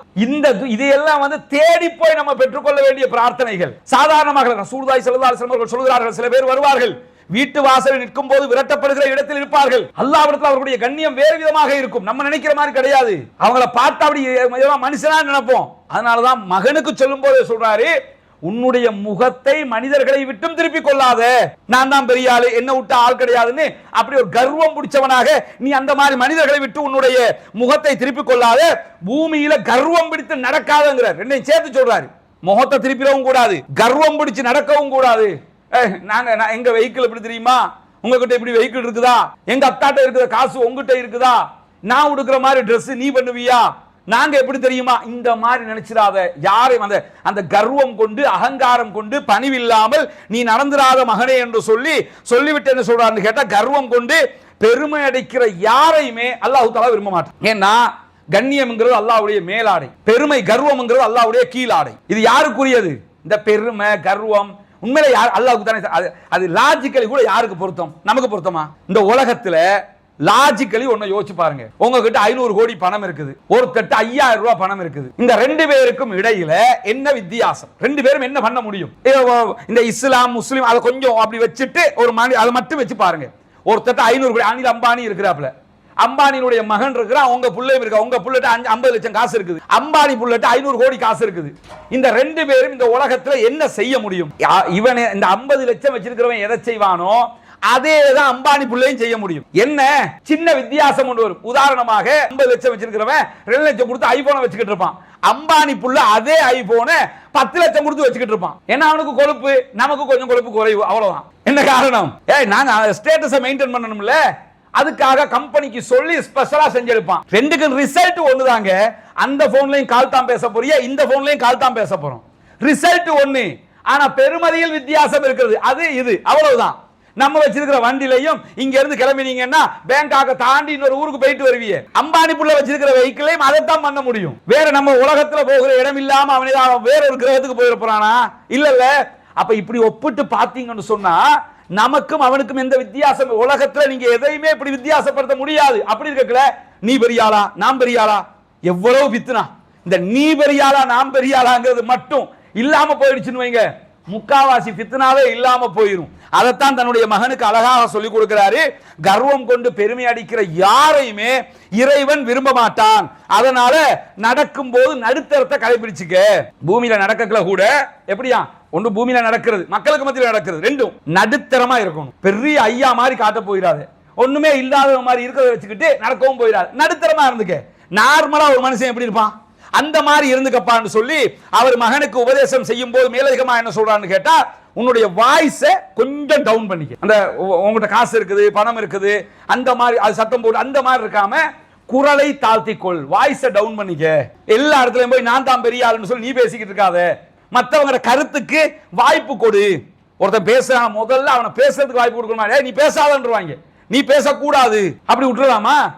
பேசுவதற்கு வாய்ப்பு விடணும். உன்னுடைய குரலை தாழ்த்தி அவர்களுக்கு உரிய வாய்ப்புகளை கொடுத்து விடு என்று சொல்லிட்டு மகனுக்கு சொல்றாரு, உலகத்திலேயே வெறுக்கத்தக்கது கழுதையினுடைய சத்தம் தான் அப்படிங்கிறாரு. அது ஏன் சொல்றாரு? கழுதை சத்தம் வெறுப்புக்குரியது. அந்த மாதிரி நீ கத்திராத, நீ அந்த மாதிரி நடந்துராத. இப்படி மிக நீண்ட நெடிய ஒரு உபதேசத்தை தன்னுடைய மகனுக்கு லுக்மான் அலைஹிஸ்ஸலாம் அவர்கள் அழகாக கற்றுக் கொடுக்கிறார்கள். அவருடைய உபதேசத்தை நீங்க சூரா லுக்மான்ல எடுத்து பார்த்தீங்கன்னா முழுவதுமாக அல்லாஹ் தஆலா சொல்லுகிறான். இதை தாண்டிய பல செய்திகளையும் தன்னுடைய மகனுக்கு அவர்கள் உபதேசமாக கற்றுக் கொடுக்கிறார்கள். அதையெல்லாம் எடுத்து நம்முடைய வாழ்க்கையில பார்க்கும்போது பக்குவப்பட்ட ஒரு வாழ்க்கை முறையை நம்முடைய வாழ்க்கைக்கும் கொண்டு வந்து, நம்முடைய பிள்ளைகளுக்கும் கொண்டு வந்து, நம்முடைய குடும்பத்துக்குள்ளும் கொண்டு வந்து மிக அற்புதமான ஒரு வாழ்க்கை முறையாக நம்முடைய வாழ்க்கை முறையை மாற்றிக்கொள்ள முடியும். அதற்காக வேண்டித்தான் இறைவன் லுக்மான் அலைஹிஸ்ஸலாத்துடைய இந்த உபதேசத்தை நமக்கு சொன்னானே தவிர, மற்றபடி லுக்மான் அலைஹிஸ்ஸலாம் அவங்க பெரிய சிலைகளை உடைத்து இப்ராஹிம் அலைஹிஸ்ஸலாம் மாதிரி ஏகத்துவ பிரச்சாரம் செஞ்சவங்களும் கிடையாது. நூஹ் அலைஹிஸ்ஸலாம் மாதிரி ஊரே பிரச்சாரத்துக்கு உள்ளாக்கியும் ஒரு சொற்பமானவர்கள் தான் இஸ்லாத்துக்கு வந்தாங்களே, அந்த மாதிரி கஷ்டப்பட்டவங்களும் கிடையாது. நபிகள் நாயகம் ஸல்லல்லாஹு அலைஹி வஸல்லம் அவங்க மாதிரி ஊரை விட்டு துரத்தப்பட்டு பல இடங்கள்ல தாக்குதலுக்கு உள்ளாகி இப்படியான தியாகங்களை பண்ணவங்களும் கிடையாது. அவங்க செஞ்ச வேலை என்ன? இந்த உபதேசம். இந்த உபதேசத்தை எடுத்து பார்த்தால் இவ்வளவு அற்புதங்கள் அந்த உபதேசத்துக்குள் இருக்கிறது. எனவே லுக்மான் அலைஹிஸ்ஸலாம் அவர்கள் கற்றுத்தந்த இந்த உபதேசத்தை நம்முடைய வாழ்க்கை வழியிலே எடுத்து இம்மையிலும் மறுமையிலும் வெற்றி பெறுவோமாக. வாஹிர் தஅவானா அல்ஹம்துலில்லாஹி ரப்பில் ஆலமீன்.